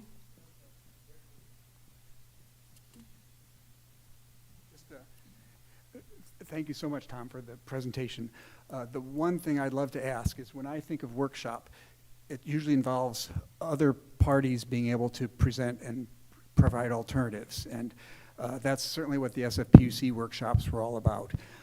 I would love it if you could, in the May workshop, allow a group of us to present an alternate view. If it were me, I would use something I used in private industry, which is called a SWOT analysis, which is where you look at, here's BAWSCA's strengths, here's BAWSCA's weaknesses, here are opportunities, and here are threats. And then from that, you develop a strategy. And that's something I'd be very thrilled to put together and present. And I think it would give more dialogue, a contrasting view, and help the ultimate, what comes out of Strategy 50 to be all that more powerful, because I think it would facilitate debate. So please consider expanding the workshop to include time for other groups to present and debate issues. Thank you. Okay, Peter Drickmar.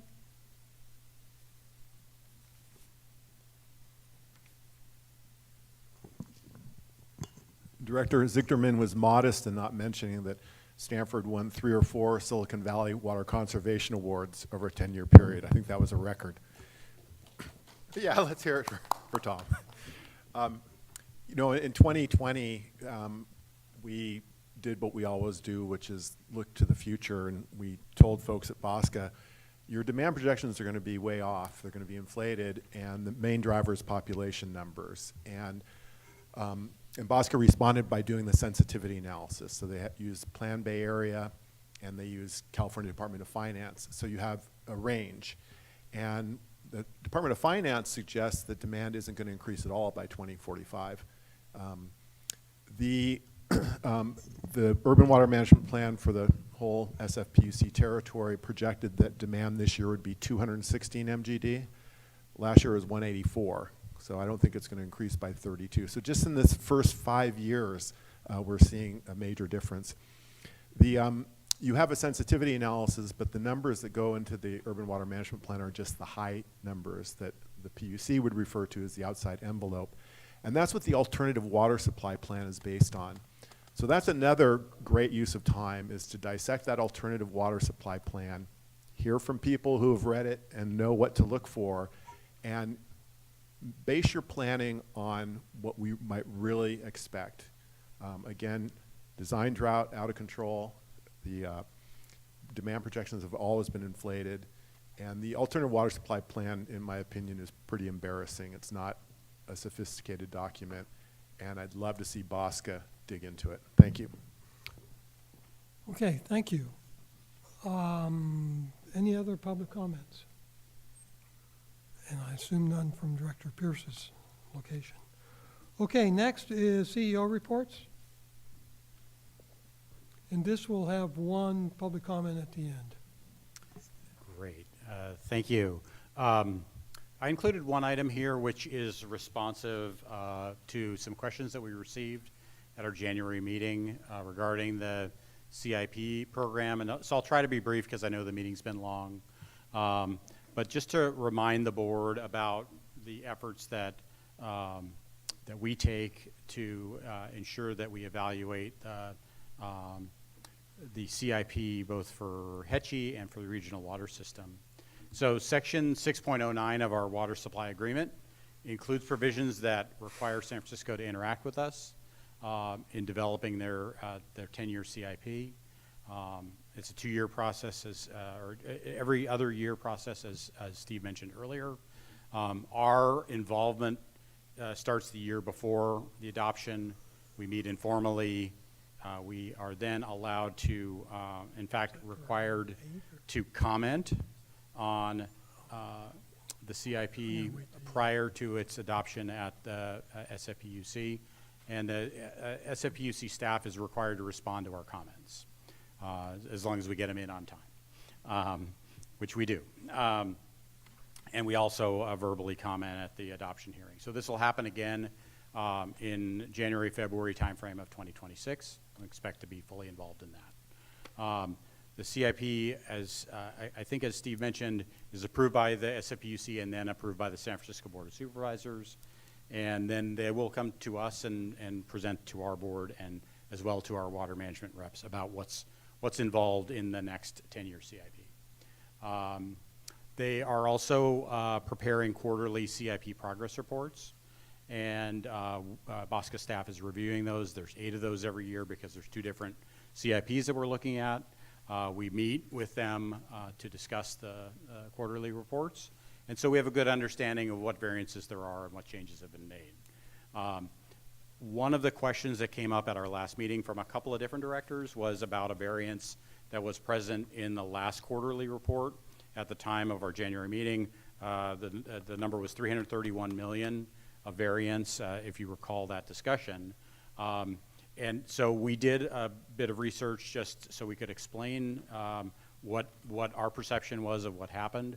The biggest part of that is that the Millbrae campus project, again, that SFPUC presented on earlier, in the 2022 CIP, it had been a series of 3 projects, and some of them extended out beyond the 10-year window. In the 2024 CIP, it was all included and all within a 10-year window. So that's about 200 million of the 331 million variance. And the reason for that is that they're comparing their new quarter to their last adopted, in this case 2022 CIP. And so when you get to the 2024 CIP, there's no differences or very few differences. There's not a lot of there's not a lot to be concerned about there. And that, I'm happy to take any more questions on that, but I just really wanted to cover that because I know I had several board members at the last meeting discuss that particular item. Tom, I'll just keep going. It's Director Snyder, it's yours. You just did 8A or 9A. Is your question on 9A? Yes. Ask it. Thank you, and thank you for the staff report. I joined BAWSCA board in January of 2023, so I don't know what really happened in 2022. Dan Quigg, my predecessor, was not healthy that year. And somehow I voted for the capital improvement plan in 2024 with no understanding at all of the impacts on my community on that.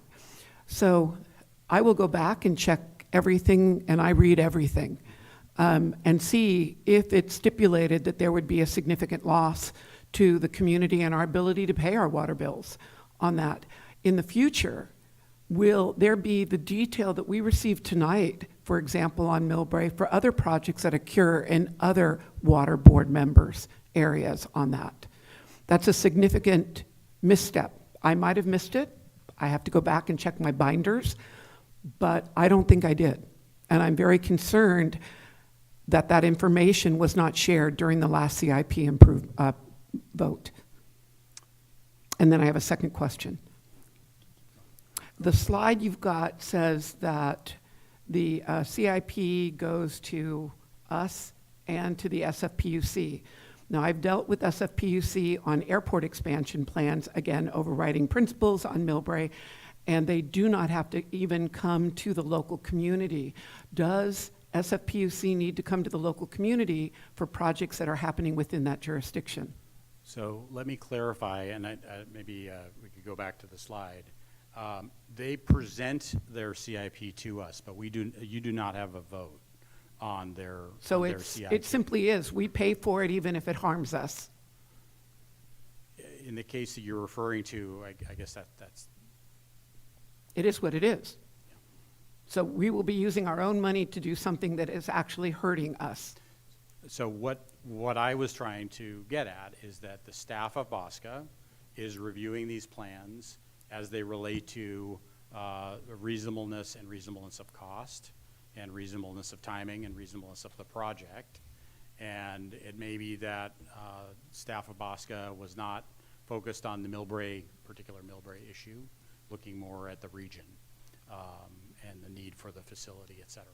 So can I make a request of BAWSCA staff to see if staff was told that there would be a taking of commercial property? Or would I have to do a Public Records Act? I think we could try to get back to you at the next meeting. That would be lovely, on thank that. you. Okay? Any other items on 9A? Okay, go ahead with 9B.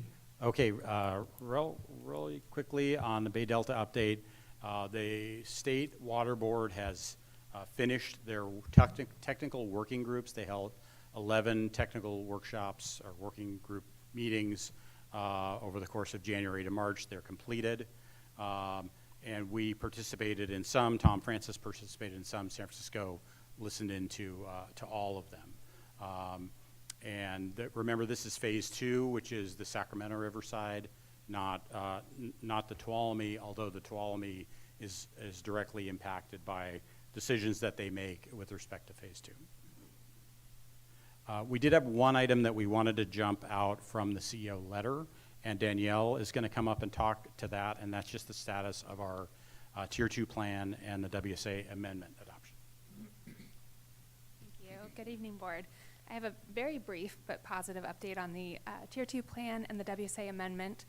As you know, the negotiations for the Tier 2 plan are complete, but the agencies will be bringing that in tandem with the WSA amendment. We are working with San Francisco to finalize those amendments, and we do appreciate the partnership. They are hoping to bring their amendments, or the WSA amendments, to their commission at their last April meeting or their first May meeting. So that's what we're aiming for.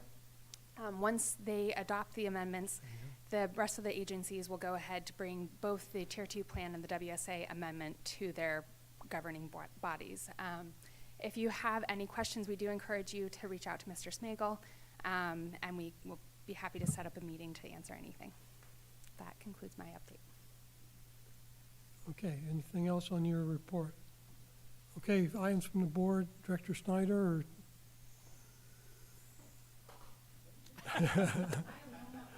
Okay, all for tonight. Okay, any questions from the? You threw in the towel, huh? Any questions from or comments from the public? Okay, item 10 is closed session. So let's take a 3-minute recess while we reset the room, or 2-minute recess. Sooner is better. We have 23 minutes, so we're in recess.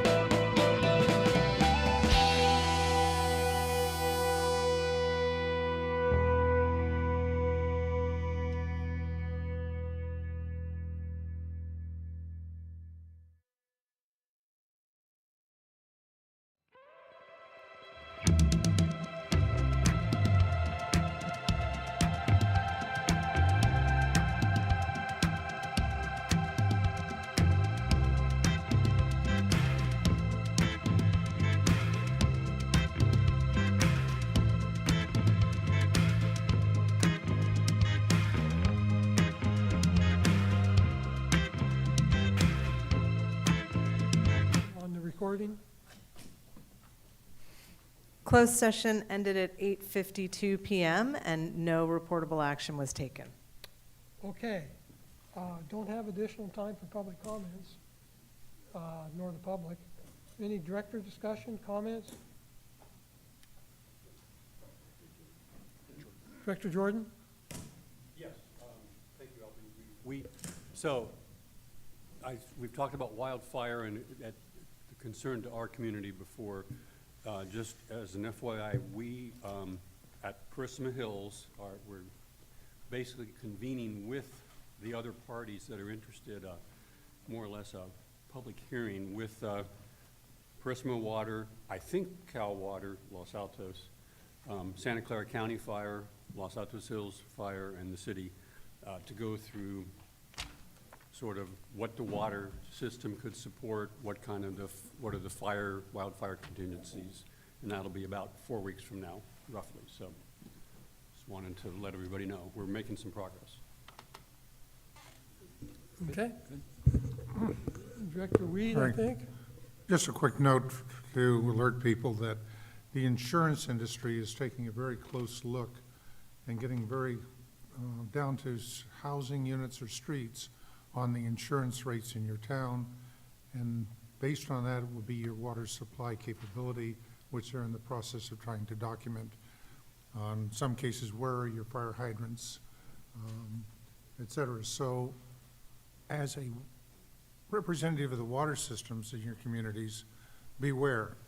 The residents will be looking at you to say, why are our insurance, or why can't we get insurance? Okay, Director Snyder. Since we're on the subject of fire risk, congratulations Hillsborough for having some acres removed from high fire risk. Half of the whole west side of Millbrae is now considered high fire risk. We're in the red zone. And that is because we are right next to Hetch Hetchy watershed. How that will come up, but again, this is another example of where we are subjected to regional agencies and basically have little to no control on that. We actually think that there's by far more of Millbrae because we're downwind of a big, huge, one of San Mateo County's top 3 eucalyptus risk fires on that. So we'll be doing workshops on that. And also congratulations Hillsborough for the grant for the water pipe, which will keep the water pressure up if we do have to fight those fires. But there is that relationship with SFPUC as not being the best neighbors. Okay. Any other comments? Okay, seeing none, next meeting is at Foster City. Different location, same time. More water. So. More water. More water. Other than that, I stand adjourned. Just for your information, we still have spots for directors, a couple of, maybe 2 spots for directors on the Hetch Hetchy tour. If you're interested, and you're going. And also Form 700. And also Form 700. 11 people. I believe there's 11 people that have not finished filling out their Form 700.